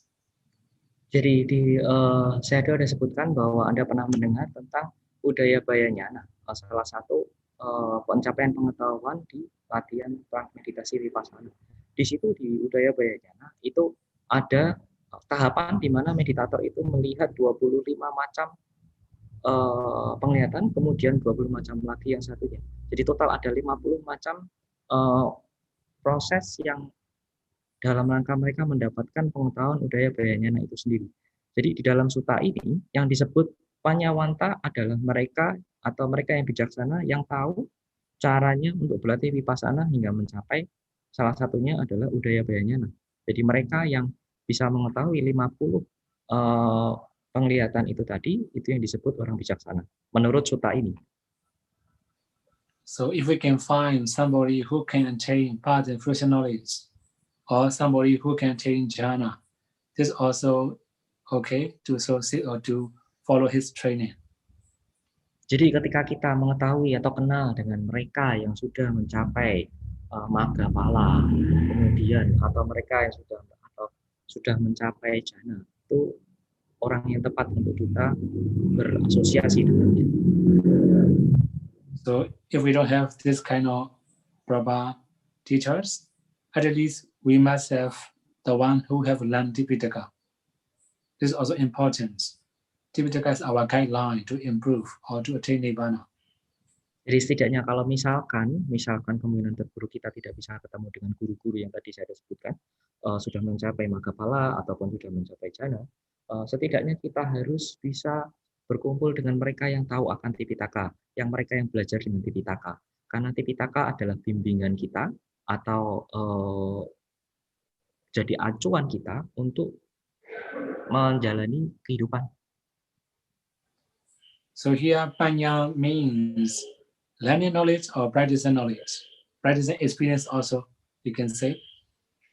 So if somebody has both learning knowledge, learning Dhamma Pali text, also practicing knowledge or practicing experiences, then we should associate with that kind of teacher. Jadi Panyawanta di sini atau manusia bijaksana di sini, orang bijaksana di sini bukan saja hanya mereka yang bisa belajar tentang pengetahuan, begitu juga mereka yang mempraktekkan pengetahuan itu sendiri, tapi juga mereka yang mendapatkan pengalaman dari pengetahuan itu sendiri. Jadi ketika misalkan kita tidak bisa ketemu dengan orang bijaksana yang tadi saya sebutkan, setidaknya ketika mereka, orang bijaksana tersebut, mau belajar, kemudian mempraktekkan pengetahuan dan mendapatkan pengalaman itu sendiri atau pelajaran-pelajaran pengetahuan itu sendiri, itu juga orang yang bagus atau orang bijaksana yang kita bisa berasosiasi dengan. So whenever we have doubts, we can ask, we can make our vision clear. It will be very helpful. That's why we also need proper guidance or proper teachers or proper accompanies or friends. Jadi ketika kita mempunyai keraguan-raguan, kita ada keraguan-raguan atau ada ketidakjelasan, sangat-sangat penting buat kita untuk bisa bertemu atau berasosiasi dengan guru yang tepat, atau berasosiasi dengan teman, atau berasosiasi dengan kolega yang tepat, yang tahu, yang mempunyai karakter-karakter persyaratan yang tadi saya sudah sebutkan.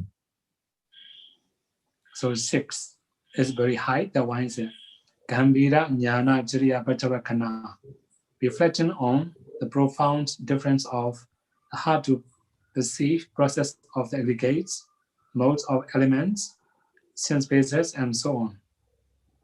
Kemudian yang tadi Panyawanta Pugala itu adalah faktor kelima, kita masuk ke faktor yang keenam, yaitu Gambira Jnana Cariya Pachavekana. Itu perenungan terhadap perbedaan yang mendalam tentang proses yang susah untuk dilihat dari agregat. Cara, landasan indria, dan beberapa sebagainya.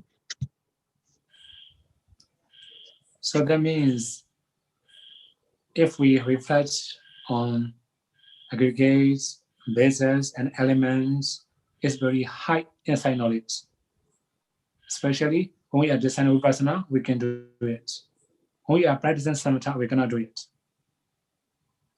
Prinsipnya adalah ketika kita mempunyai kemampuan untuk melihat beberapa dari agregat, kemudian mempunyai cara atau melihat, mempunyai kemampuan untuk melihat dari agregat, mempunyai cara untuk melihat dari cara-cara tekniknya, kemudian landasan indera dan sebagainya, dan kita bisa melakukan atau memulai meditasi vipassana. So that means if you have studied Abhidhamma, it will be good enough for this kind of reflections. Begitu juga ketika kita sudah belajar tentang Abhidhamma, maka kita bisa kita bagus atau kita bisa diartikan kita mempunyai perenungan terhadap faktor yang keenam ini. So now the last one, 7, the Dhatimodata, the inclining, sloping or binding towards the development of enlightenment factors of investigation. Kemudian faktor yang terakhir, yang ketujuh, yaitu Tadadimodata, kecondongan atau miring atau tendensi atau bengkok terhadap pengembangan faktor pencerahan dari investigasi objek batin. Jadi kecondongan terhadap pengembangan faktor pencerahan dari investigasi pada objek batin. So that means our minds must always incline to the investigation, whether we are right or wrong, good or bad, improving or just stopping. So if we can analyze properly, we can improve. Jadi batin kita harus mempunyai kemampuan untuk selalu kecondong menginvestigasi apakah betul atau salah, apakah baik atau buruk, apakah maju atau malah mundur. Jadi kita mesti mempunyai kecenderungan seperti itu. In modern community, many people talk about self-awareness. So if we know what is the obstacle, what make our improvement stop, we can handle and we can solve the problem. If we don't know, we cannot solve the problem. Jadi contoh kasusnya seperti saya sudah sebutkan adalah di komunitas dunia modern. Ketika kita berbicara tentang perhatian terhadap tubuh atau self awareness atau perhatian terhadap tubuh. Kalau kita tahu tentang halangan-halangan dan rintangan dan penyebabnya, maka kita akan bisa mengetahui dan mengatasi hal-hal yang ada. Tapi kalau kita tidak bisa mempunyai atau kemampuan untuk mengetahui apa halangannya, maka kita tidak akan bergerak maju atau kita bahkan progres kita akan berhenti di situ. So I have said, Dhammavicaya Sambojjhanga, the enlightenment factor of investigation, is wisdom. I also have said, wisdom is the light. For example, when you are driving at night, if your car headlight is very, very dim, you don't have clear vision, you cannot drive fast. When you are okay, you can start. Saya sudah sebutkan, jadi saya sudah mengatakan bahwa pada dasarnya faktor pencerahan penyelidikan itu erat berkaitan dengan kebijaksanaan atau wisdom. Seperti contohnya ketika Anda mengendarai mobil di kegelapan, lampu ini adalah disebut kebijaksanaan. Kalau lampu Anda itu kurang terang, Anda tidak akan bisa melihat dalam kejauhan. So when your car headlight is very bright, you have clear vision. Although you drive fast, you are safe. Similarly, now in meditation, if we are wise enough, we can improve faster. We have clearer vision. Sometimes our headlight is very, very poor, dim. We don't have clear vision. We cannot improve faster. Seperti halnya ketika lampu mobil Anda itu cukup terang dan bahkan terang sekali hingga mencapai jauh ke depan. Itu akan membantu kita untuk melihat atau mendapatkan penglihatan yang cukup jelas dan terang dan jauh, dan membuat kita bisa mengendarai mobil dengan cepat. Kalau lampu mobilnya kurang terang dan bahkan mungkin kurang redup, itu akan membuat kita susah dan bahkan tidak bisa bergerak maju. Seperti halnya ketika bermeditasi. Lampu ini adalah ibarat kebijaksanaan. Kalau kebijaksanaan kita cukup bagus dan cukup kuat, maka kita bisa melihat jauh ke depan dan meditasi kita akan bisa bergerak maju. Jadi kebijaksanaan di sini adalah faktor dari pencerahan penyelidikan yang saya sudah sebutkan. So if we can develop the enlightenment factor of investigation, then we can also improve our daily life practice. Jadi saya ada sebutkan, ketika kita mengembangkan faktor pencerahan penyelidikan, maka meditasi kita akan bergerak maju. Dan bahkan dalam kehidupan sehari-hari pun kita akan merasakan kemajuan. Tetapi ketika kita tidak bisa mengembangkan, maka akan mendapatkan kemunduran. Okay, today I will stop here. May you all be able to have clear vision ahead. May you all be able to develop the enlightenment factor of investigation, and may you all be able to realize the final cessation nibbana. Sadu, sadu, sadu. Sayadaw berhenti sampai di sini. Dhammatalknya, semoga Anda semua mendapatkan penglihatan jelas ke depan untuk bergerak maju di dalam meditasi. Semoga Anda semua bisa mengembangkan faktor pencerahan penyelidikan, dan semoga Anda semua bisa mencapai nibbana suatu saat nanti. Sadu, sadu, sadu. I think you may have a question, right? Yes, Sayadaw. Yes, we are going to have Q&A session. Sahabat Dhamma yang berbahagia, kita masuk ke sesi tanya jawab. Sesi tanya jawab ini akan dipandu oleh Sister Patricia. Kepada Sister Patricia dipersilahkan.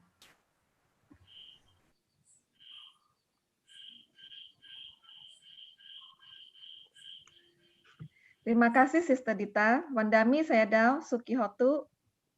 We are now entering question and answer session. My name is Patricia. I'll guide the questions from Zoom and Telegram asked by the audience alternately. Selamat malam sahabat Dhamma, Sukihontu. Kita memasuki sesi tanya jawab. Sahabat Dhamma dapat bertanya langsung via Zoom ataupun melalui chat di Telegram. Berikut ini tata cara mengajukan pertanyaan. Aktifkan fitur raise hand dengan klik 3 titik di sudut kanan atas atau klik nama Anda di partisipan. Penyelenggara akan memilih peserta sesuai urutan raise hand, co-host akan unmute dan meminta peserta yang terpilih untuk mengaktifkan video dan audio. Penyelenggara semaksimal mungkin akan menggunakan waktu untuk mengakomodasi pertanyaan dari peserta sesuai dengan waktu yang tersedia. Okay, Sayadaw, nobody raising hand yet, but there's a questions through Telegram. I will read the questions, Sayadaw.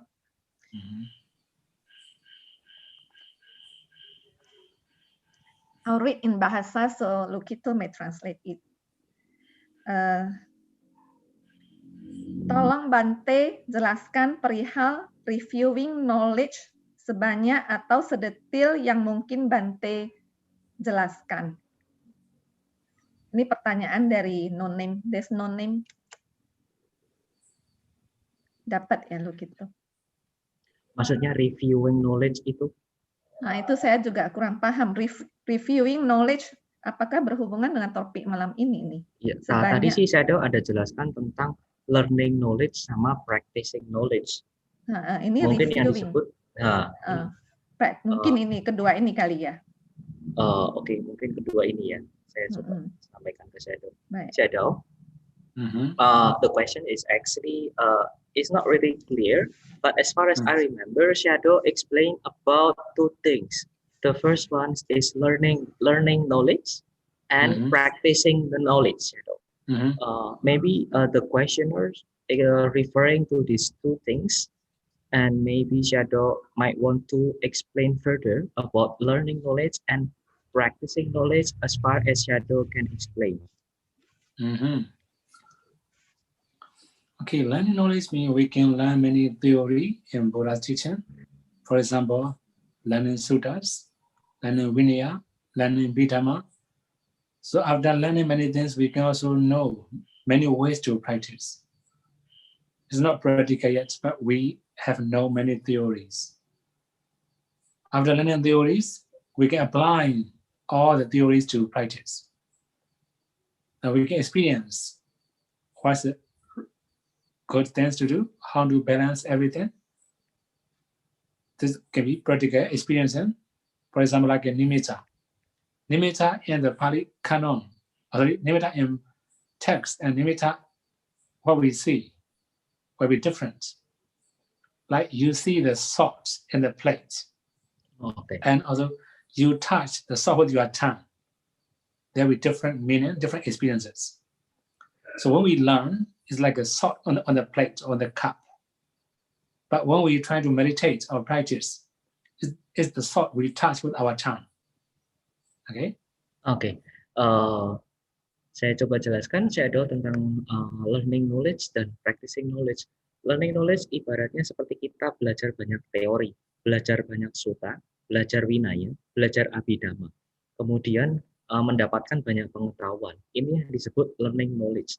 Kemudian ketika setelah kita belajar banyak teori, yang disebut learning knowledge tadi, kita mengaplikasikannya di dalam praktek. Itu yang disebut practicing knowledge. Kemudian setelah kita mempraktekkan pengetahuan yang kita sudah pelajari, maka kita akan mendapatkan yang disebut, saya tadi sebutkan, practical experience atau pengalaman praktek. Nah, ini contohnya seperti nimita. Nimita yang kita pelajari di buku dan kemudian banyak yang kita dengar dari Dhammatalk, itu berbeda dengan, bukannya berbeda, itu akan mendapatkan pelajaran atau pengalaman yang berbeda dibanding dengan nimita ketika kita praktek meditasi. Jadi apa yang kita pelajari, kemudian apa yang kita dapatkan pengalaman dari berpraktek, itu dua hal yang kita harus lewati. Seperti contohnya ketika makanan atau sup yang kita dapat. Ketika sup itu hanya ada di dalam mangkok atau di dalam piring, itu akan berbeda dengan sup atau sup yang sudah tersentuh dengan lidah kita. Jadi ada dua hal yang kita mesti lewati, yaitu belajar, kemudian berpraktek dan mendapatkan pengalaman praktek itu sendiri. Jadi seperti ibarat nimita dan sup tadi yang saya sudah sebutkan. Gitu sih. Ini ada pertanyaan lagi, saya bacakan dulu pertanyaan yang berhubungan dengan topik malam ini ya. Ini pertanyaan dari Saudara Herman Sukihotu. Bisa tanya ke Sayadaw bagaimana kita bisa meningkatkan dan menyelaraskan 5 faculty Sada Wiryasati sama Dipanya tadi dalam meditasi sebagai pemula. Anumodana, terima kasih. Okay, Sayadaw, there is one other question here. The question is about the five factor faculty. How can we develop and level up and balance all those 5 factors when we, as a beginner, are about to start the meditating? Okay, so most of the meditators in the very beginning, they put very strong efforts. They are in a hurry to improve. This is the problem. So that means to be able to balance efforts and concentration, just relax more. As long as you can know breathing normally, don't make any extra efforts. Especially when you have a lot of thoughts, don't put too much efforts. It will get worse. Oke, Sayadaw ada jelaskan bahwa sebagai meditasi pemula, itu biasanya usaha akan sangat kuat. Dan usaha ini akan meningkat seiring dengan waktu, karena kita ingin mendapatkan, saya ingin mendapatkan segera kemajuan di dalam waktu yang singkat. Ini yang berbahaya. Apa yang harus kita lakukan adalah kita harus imbangkan dengan konsentrasi. Konsentrasi, ketika konsentrasi menguat pun, kalau tidak disertai usaha yang tadi Sayadaw jelaskan, juga berbahaya. Jadi bagaimana kita harus sebagai pemula harus menjalankan untuk menyeimbangkan? Yaitu yang pertama harus rileks, santai dulu. Kemudian jalankan semuanya secara natural. Jadi dengan demikian usaha dan konsentrasi akan berjalan seimbang. Okay, this is the first thing about effort, right? Similarly, we have wisdom, for example, analyzing too much. Now you may analyze how far, how near, how subtle, how gross. The more you analyze breathing, the more changing. Finally, you get confused. You have more doubt about the breath. Is it natural breath, or is it artificial breath, or you are controlling breath, or many doubts about the breath. You cannot improve easily. Itu tadi yang mengenai usaha, ya, poin yang pertama. Kemudian saya sebutkan tentang panya atau kebijaksanaan, wisdom. Ketika kita untuk meditator pemula, biasanya kita akan banyak melakukan analisa-analisa seberapa jauh, seberapa dekat nafas itu, kemudian seberapa kasar, seberapa halus, seberapa panjang, seberapa pendek, ini biasanya akan mengganggu malahan. Sebetulnya yang kita lakukan adalah sudah mengetahui nafas itu yang paling penting di awalnya.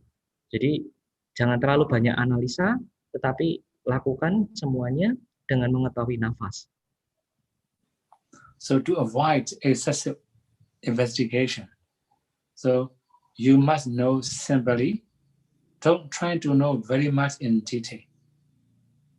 Jadi untuk menyederhanakan praktek, artinya untuk menyederhanakan atau bagi mereka yang yogi pemula itu adalah jangan terlalu banyak menganalisa dan jangan terlalu banyak tahu secara sampai detail sekali.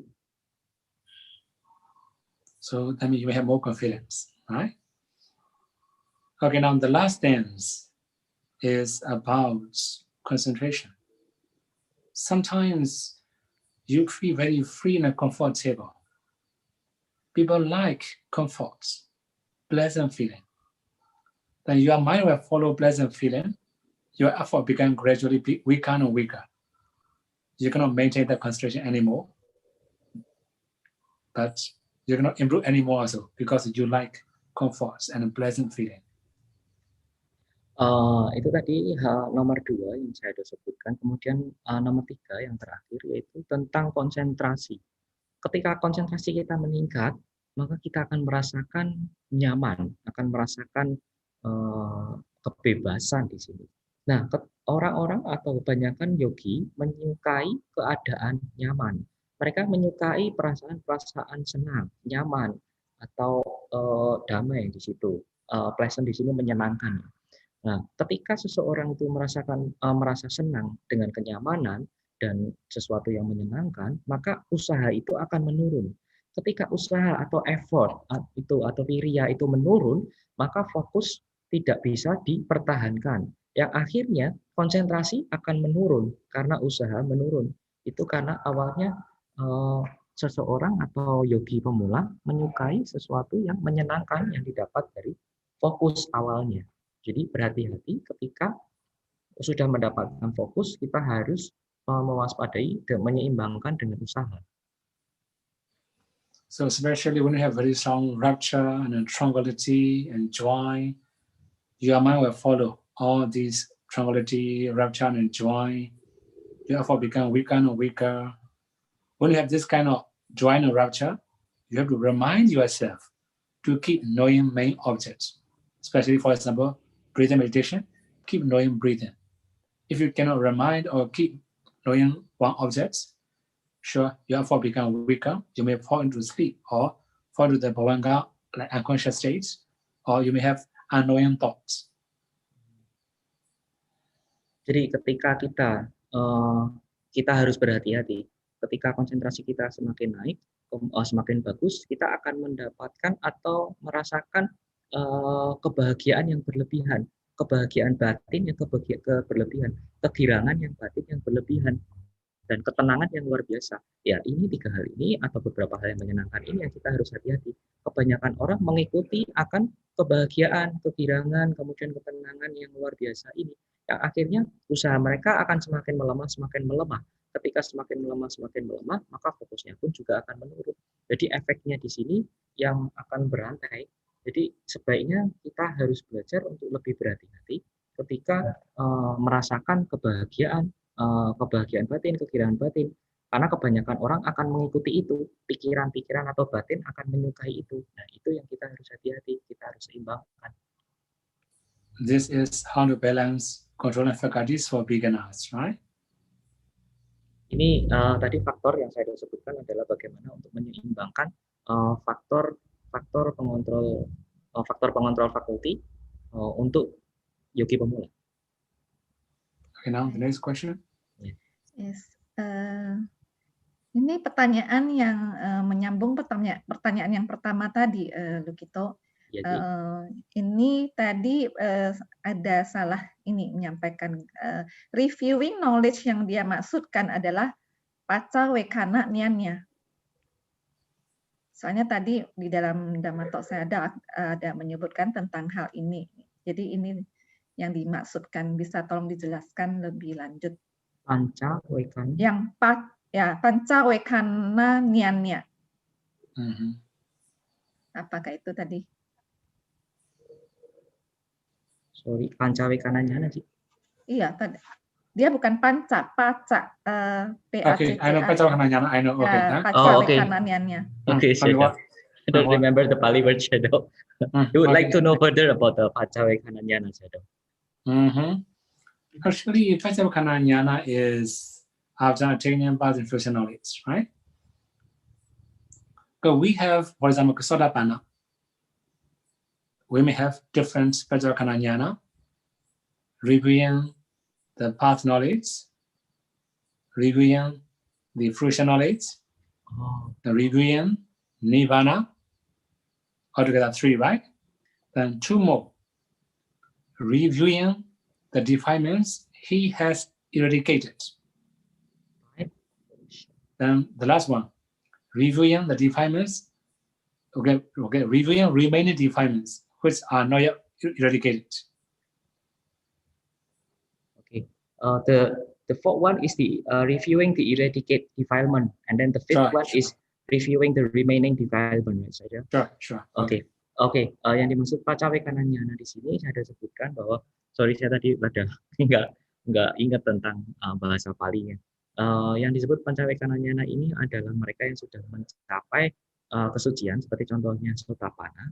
Itu yang pertama adalah mereview pengetahuan mereview tentang jalan, kemudian pengetahuan mereview tentang buah, kemudian pengetahuan mereview tentang nibbana itu sendiri, kemudian pengetahuan mereview tentang kekotoran batin yang sudah musnah, kemudian atau musnah atau dilemahkan, kemudian mereview tentang pengetahuan mereview tentang kekotoran batin yang tersisa.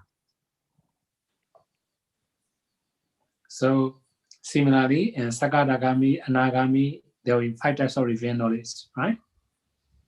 But when somebody attain headship, there will only 4 revealed knowledge, 4 revealed knowledges, revealing the path knowledge, revealing the fruition knowledge, revealing nirvana, revealing eradicated defilements, only 4, because they have already eradicated all types of defilements, right? No more remaining defilements. Begitu juga 5 macam pengetahuan mereview atau melihat kembali itu di Sakadagami, Anagami itu sama dengan Sotapanna. Jadi ada 5 macam pengetahuan mereview kembali, tetapi hanya di Arahata yang mempunyai atau hanya melakukan 4 pengetahuan mereview kembali, karena di Arahata itu tidak ada kekotoran batin yang tersisa. Jadi hanya pengetahuan mereview tentang jalan, pengetahuan mereview tentang buah, pengetahuan mereview tentang nibbana, kemudian pengetahuan mereview tentang kekotoran batin yang sudah dimusnahkan. Jadi tidak ada kekotoran yang batin yang tersisa, jadi cuma 4 macam.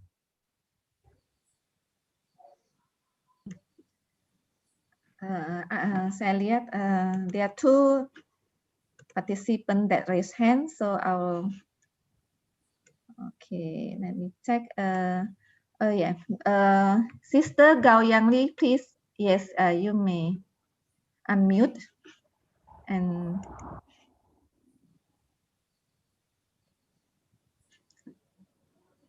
Sister Gao Yangli.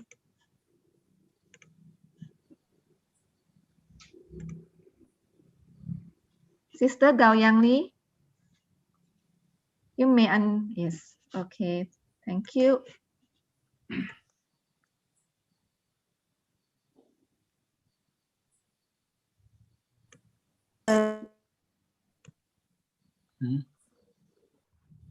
I cannot hear. Yes, not yet. Not yet. Yeah, I think connection problem. Are you having connection problem, sister? Sister Gao Yangli from China, Sayadaw. Yeah, I know. Sister, maybe I'll move you to the next question. Next question. I would like Sister Nyanya Damiko first. So when you have a more stable connection, you can join on this after Sister Nyanya Damiko. Yeah, please, Sister Nyanya Damiko.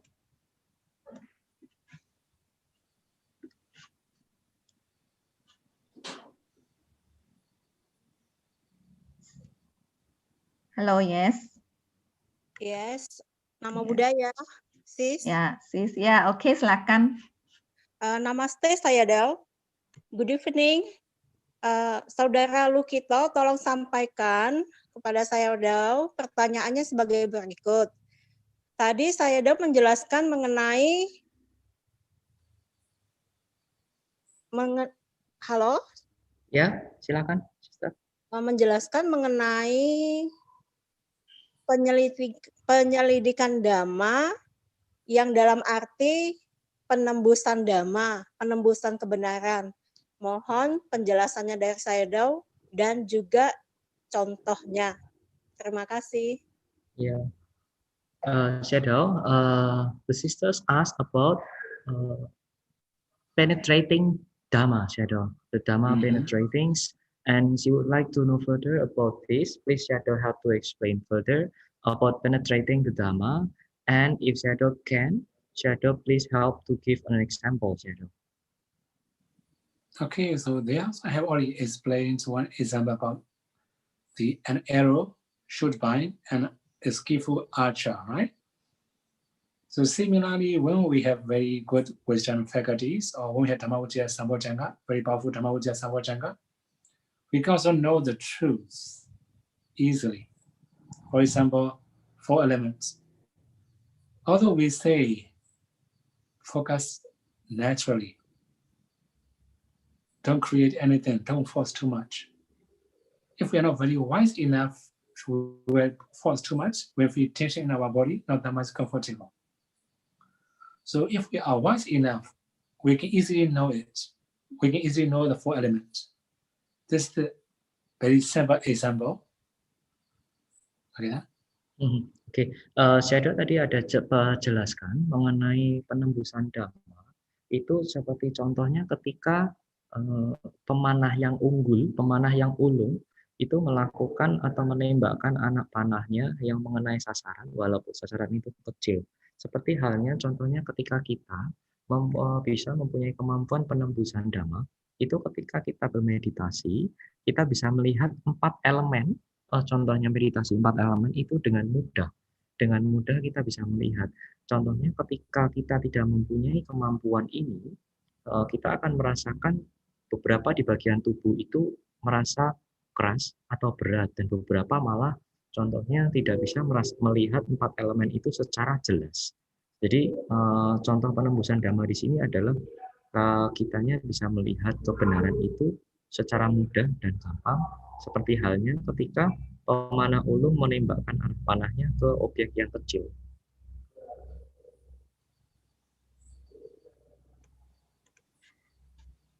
Okay, similarly, there are many other things, right? For example, we are going to talk about 5 decades. Although we simply say 5 decades, but if we don't have enough wisdom, we cannot know what is 5 decades. So then when we are wise enough, or when we have very strong wisdom faculties, we can penetrate it easily. This is the power of insight knowledge or wisdom. Seperti contoh hal yang lainnya adalah ketika kita berbicara atau belajar tentang pancakanda, 5 pancakanda atau 5 agregat. Ketika kita mempunyai kebijaksanaan yang cukup, maka kita akan dengan mudah mengerti dan memahami apa yang disebut dengan pancakanda. Tetapi ketika kita tidak mempunyai kebijaksanaan yang cukup, susah buat kita untuk mengerti apa itu pancakanda, apa itu 5 agregat. Jadi itu yang disebut dengan penembusan Dhamma. Demikian, semoga menjawab. Berikutnya, Cik Patricia. Baik, okay, Sister Gao Yang Li, do you wish to try again? No, she asks type in. Oh, she is. Yeah, she asks type in, right? Oh, she's typing. Let me see. No, I couldn't see directly to Sayadaw. Okay, I can see probably. Okay, Sayadaw, so please. her question is, when she was practicing anapanasati, fear arises. How to do it? Okay. Yes, Sayadaw, maybe Sayadaw can answer, and then I can translate afterwards, Sayadaw. Okay. So sometimes when we have a lot of quietness in our minds, we are not very used to be with that kind of quietness, especially when we are alone. Then fear may arise. At the time, don't think about quietness too much. The more you reflect or think about quietness, the stronger fear will arise. That's why, okay, be careful when you have too much quietness. Just trying to remind yourself, do no objects or just do some other chanting until your mind becomes very stable. Okay, this is the normal for everybody. When mind become very quiet. Oke, pertanyaan dari Sister Goyang Li ini adalah ketika bermeditasi timbul ketakutan, apakah atau bagaimana caranya kita mengatasi ketakutan tersebut? Saya menjelaskan bahwa ketakutan timbul atau muncul itu sebetulnya semua orang mengalami hal itu, terutama ketika contohnya seorang meditator konsentrasinya berkembang dan dia akan merasakan ketenangan luar biasa atau kediaman atau ketenangan yang luar biasa yang benar-benar sunyi. Nah, beberapa orang ketika berpikir terlalu banyak tentang kesunyian atau ketenangan itu, maka ketakutan mungkin akan muncul, mungkin akan timbul. Yang saya sarankan adalah jangan terlalu banyak berpikir tentang ketenangan atau kesunyian itu. Kembali ingatkan ke diri sendiri bahwa kita harus selalu ingat tentang objek meditasi. Apa objek meditasi kita? Ketika seseorang terlalu banyak berpikir tentang ketenangan dan kesunyian atau kediaman yang benar-benar luar biasa itu, mereka akan timbul ketakutan. Jadi jangan terlalu banyak berpikir tentang ketenangan atau kesunyian itu sendiri. Okay, then. Okay, Sayadaw. Okay, Sayadaw, is the time is now showing at 9:32 already. Do you want? Shall we continue or? Okay, it's up to you. Now, two more questions, right? Yes, two more participants. Okay, after two questions, we can stop, right? Okay, Sayadaw. Okay. Brother Dita Dhamma, yes, please. You may unmute and ask the questions. Bisa bertanya langsung, Brother Dita Dhamma. Ya. Halo. Ya. Ya, halo. Silakan. Sorry, I think okay.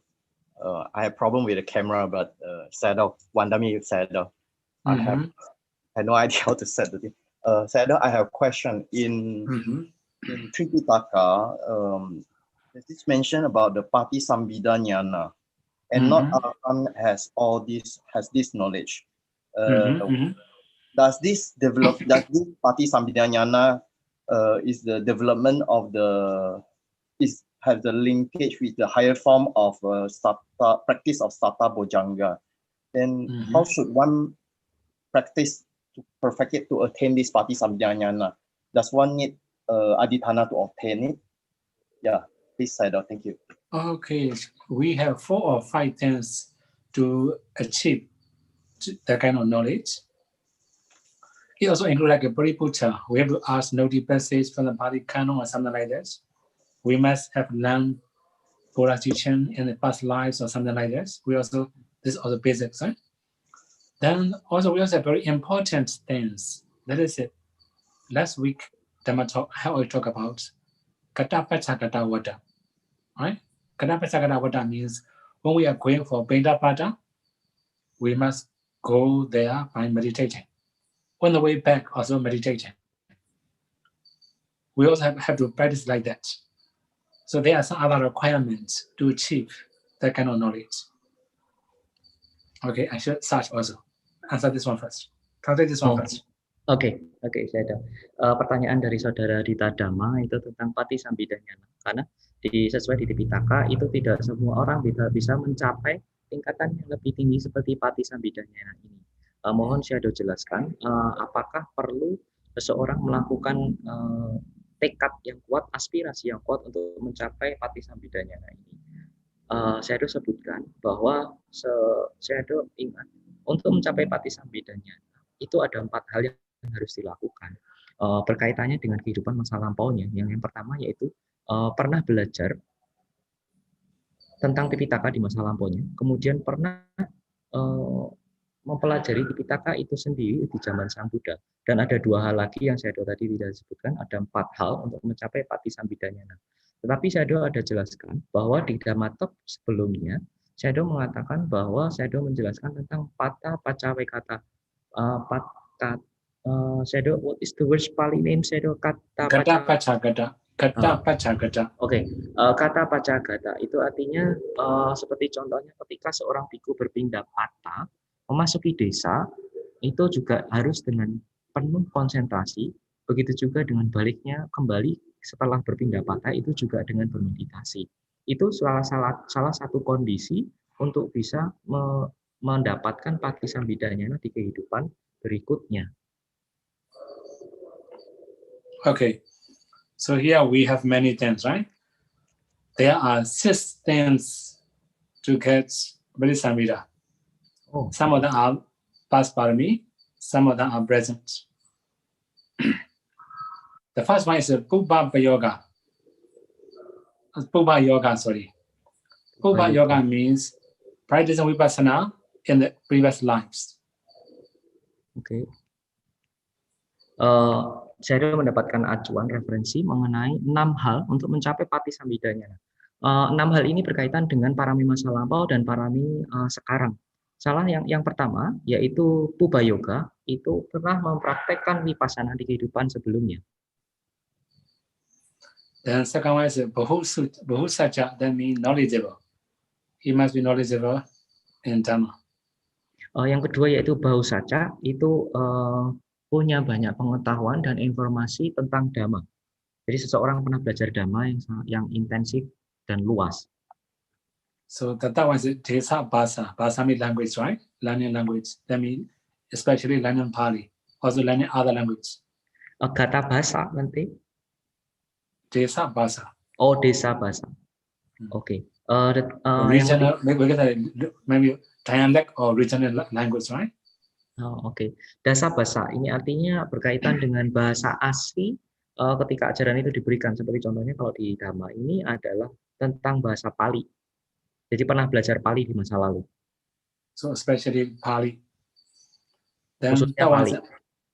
That one is Agama means learning Buddha's teaching. Sayadaw, the first 3 is coming from the past parami, right, Sayadaw? Yeah, sure, we have to do. Oke. 3 hal tadi itu yang datang dari parami masa lampau. Then the fourth one is like learning Buddha's teaching, right? Oke. Kemudian yang keempat adalah pernah mempelajari ajaran Buddha.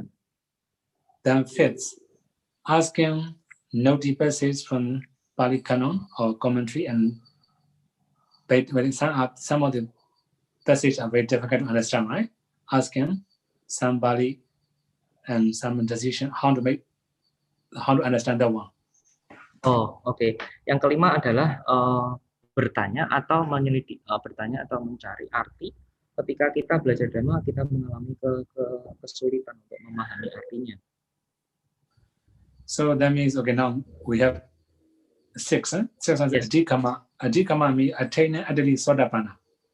Adhikama, Sayadaw? Adhikama means attaining Sotapanna at least. In this is the presence coming from the present parami. Present life. Oke. Yang terakhir adalah adhikama, itu setidaknya sudah mencapai tingkat kesucian yang pertama yaitu Sotapanna, dan ini berasal dari parami yang sekarang. Sayadaw, so the second 3 is coming from the present parami, Sayadaw? Yeah, this is present, sure. Oke. Jadi ada 6 hal tadi, 3 hal datang dari masa lalu, parami masa lalu, yang 3 berikutnya adalah datang dari parami masa sekarang. Yang pertama itu adalah pernah belajar praktek vipassana, yang kedua mempunyai pengetahuan tentang Dhamma, kemudian yang ketiga adalah, saya lupa yang ketiga tadi, yang datang dari parami masa lalu. Yang keempat itu pernah belajar Dhamma, yang ketiga tadi belajar bahasa aslinya dari ajaran Dhamma itu, yaitu khususnya bahasa Pali. Yang keempat yaitu pernah belajar ajaran Buddha. Yang kelima itu bertanya ketika seseorang itu tidak mengetahui tentang pemahaman Dhamma. Kemudian yang terakhir adalah adikama yang tadi dijelaskan oleh Sayadaw. And that was the Guru Sanisaya. That means associating or maybe learning under the guidance of a wise teacher. Garus Sanisaya, Sayadaw. Guru Sanisaya, sure. So we have 7 or 6, Sayadaw? Yeah, there's 7. Oh, okay. So there are 7 things, Sayadaw, yeah. No, one more. Oh, so 8. Yang ketujuh adalah Garus Sanisaya, itu belajar dengan guru yang bisa membimbing kita. Then 8 Metta Sampati, associating with the wise friends. Yang terakhir adalah berkumpul dengan orang yang teman atau orang yang bijaksana. These are called Prisamida, right? The cause of Prisamida. Oh, these 8 things. Cause of Prisamida. Oke. Saudari Dita Dhamma, semoga membantu. Silakan. Okay, now. Any other question? Okay. Thank you, Brother Dita Dhamma. Okay. So this will be the last question from Saudara Gustian pribadi. Bro Gustian, silakan. Bisa di-unmute.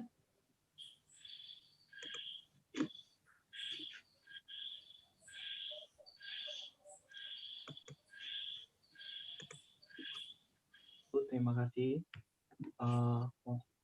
Saya mau bertanya, apakah terdengar suara saya? Halo, Ya, siap. Mohon bantu tanyakan kepada Sayadaw, bisa menjelaskan bagaimana seorang yogi, kesadaran seorang yogi yang memasuki arus Sotapanna. Yang saya pernah tanya juga di Abhidhamma itu adalah kepala samapati.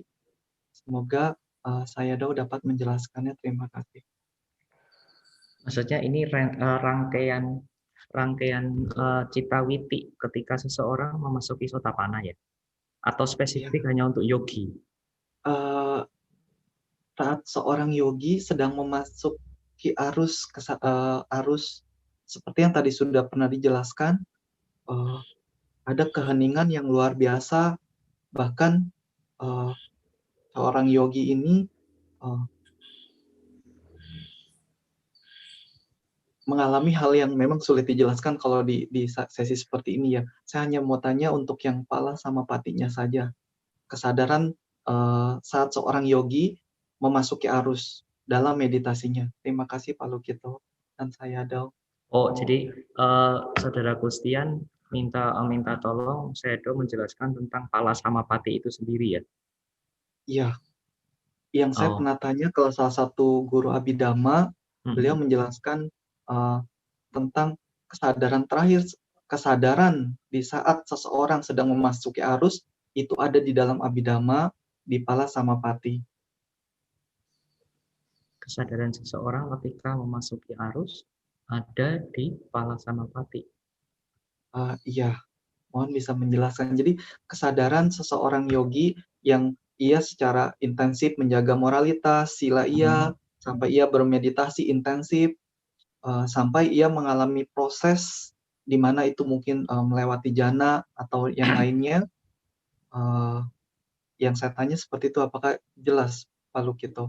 Oh, maksudnya adalah rangkaian kesadaran yang terjadi ketika yogi itu memasuki pala samapati. Arus Sotapanna. Iya. Oh, oke. Ini Abhidhamma sekali ini. Sayadaw.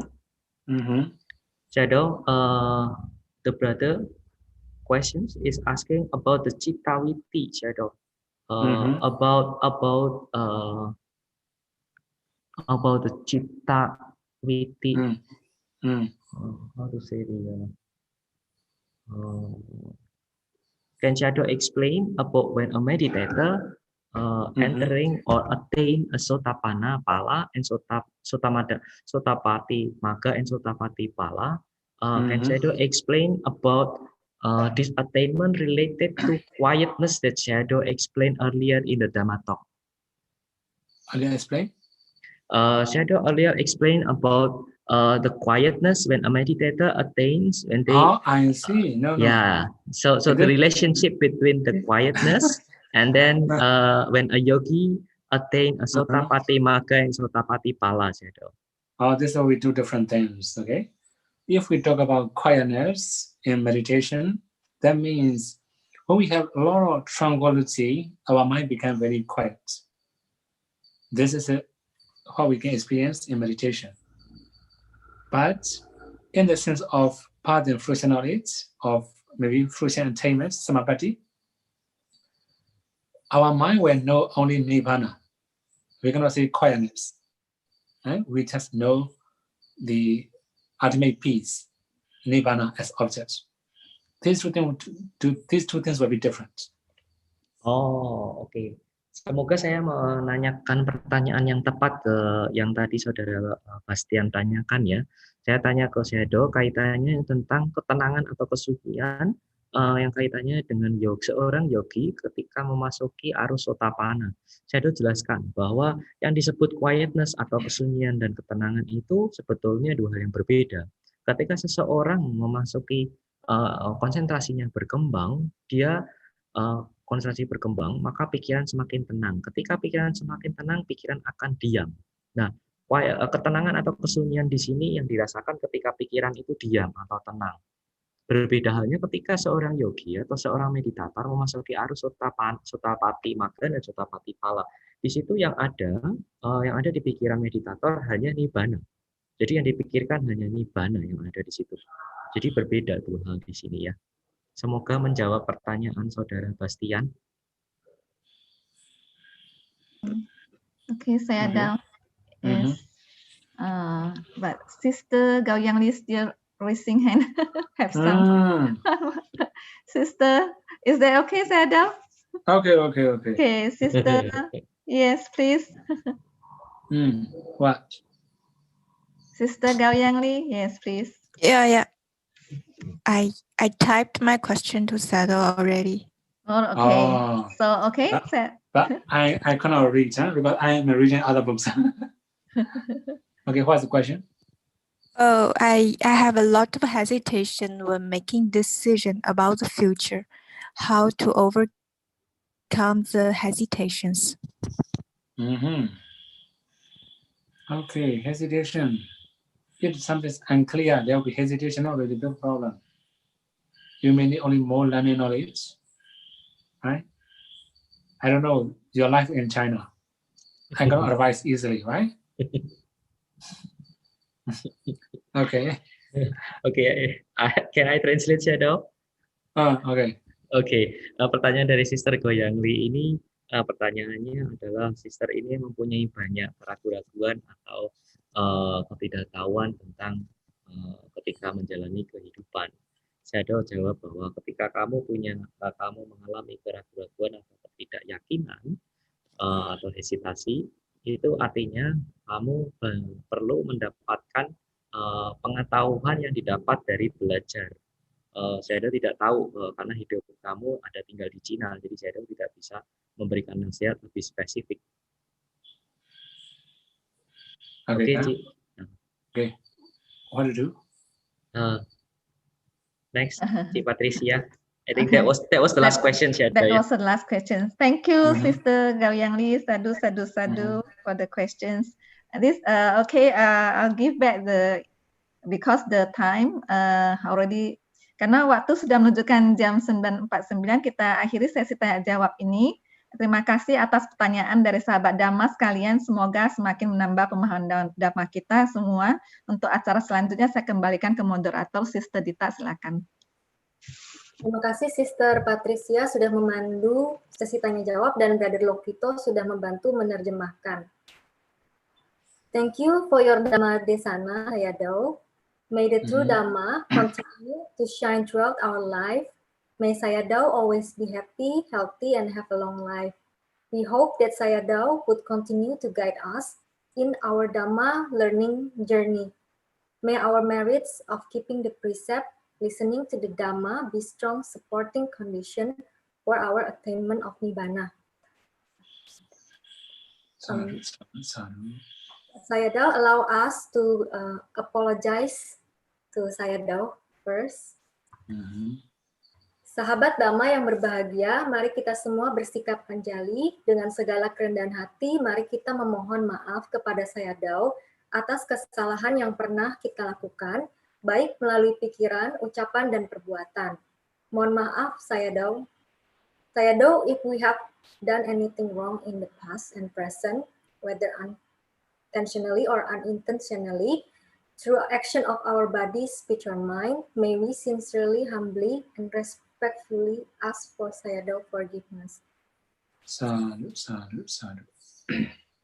Malam ini kita telah banyak melakukan kebajikan, mari kita limpahkan jasa kebajikan yang telah kita lakukan dengan pelimpahan jasa yang akan dibimbing oleh Sayadaw Kovida. Mari semua kita bersikap anjali. Sayadaw, we would like Sayadaw to please guide us to share merits. Okay. Etawata cha amehi. Etawata cha amehi. Sambatang punya sambatang. Sambatang punya sampadang. Sabbe dewa anumodantu. Sabbe dewa anumodantu. Sabbe buddha anumodantu. Sabbe buddha anumodantu. Sabbe satta anumodantu. Sabbe satta anumodantu. Sabba sampati siddhiyam. Sabba sampati siddhya. Idam me nyatinam hotu. Idam me nyatinam hotu. Sukhita hontu nyatayo. Sukita hontu nyatayo. Idam me nyatinam hotu. Idam me nyatinam hotu. Sukhita hontu nyatayo. Sukita hontu nyatayo. Idam me nyatinam hotu. Idam me nyatinam hotu. Sukhita hontu nyatayo. Sukita hontu nyatayo. Idam me punyam. Idam me punyang. Asawakayam. Asawaka. Wahang hotu. Wahang hotu. Idam me punyam. Idam me punyang. Nibbanasa. Nibbanasa. Pacayo hotu. Pacayo hotu. Mama punya bagam. Mama punya bagang. Tapasatanam. Tabasatanang. Pajemi. Bajemi. Esabe. Esabe. Me samang. Samang. Punya bagam labantu. Punya bagang labantu. Sadu. Sadhu, sadhu, sadhu.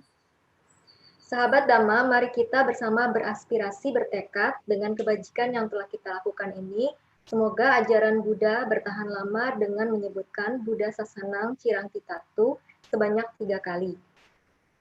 Mari kita ucapkan bersama. Buddha Sasanang Cirang Titatu. Buddha Sasanang Cirang Titatu. Buddha Sasanang Cirang Titatu. Sadhu, sadhu, sadhu. Thank you, Sayadaw, for the Dhamma talk. The Dhamma talk today has ended. If Sayadaw would like to rest, Sayadaw is welcome to leave the meeting. Thank you, Sayadaw. Thank you, Sayadaw. Sadhu, sadhu, sadhu. Thank you, Sayadaw. Terima kasih kepada sahabat Dhamma yang berbahagia telah bergabung dalam Dhamma Talk malam ini. Dengan segala kerendahan hati, kami mohon maaf jika ada kesalahan atau kekurangan selama Dhamma Talk berlangsung. Semoga kebajikan ini menjadi sebab yang baik untuk mengkondisikan penghancuran kekotoran batin dan menjadi sebab yang baik mengkondisikan pencapaian Nibbana. Sadu, sadu, sadu. Sahabat Dhamma, jangan lupa ikuti kembali minggu depan Dhamma Talk bersama Sayadaw Udamasara dengan topik How to Practice to Achieve the Purification of You. Bagaimana berlatih untuk mencapai pemurnian pandangan yang akan diadakan pada hari Minggu 11 Oktober 2020 pada pukul 19 sampai 21 waktu Indonesia Barat. Demikian sahabat Dhamma sekalian, akhir dari acara Dhamma Talk malam ini. Kami undur diri. Sampai jumpa di kebajikan berikutnya. Selamat malam. Sukihotu.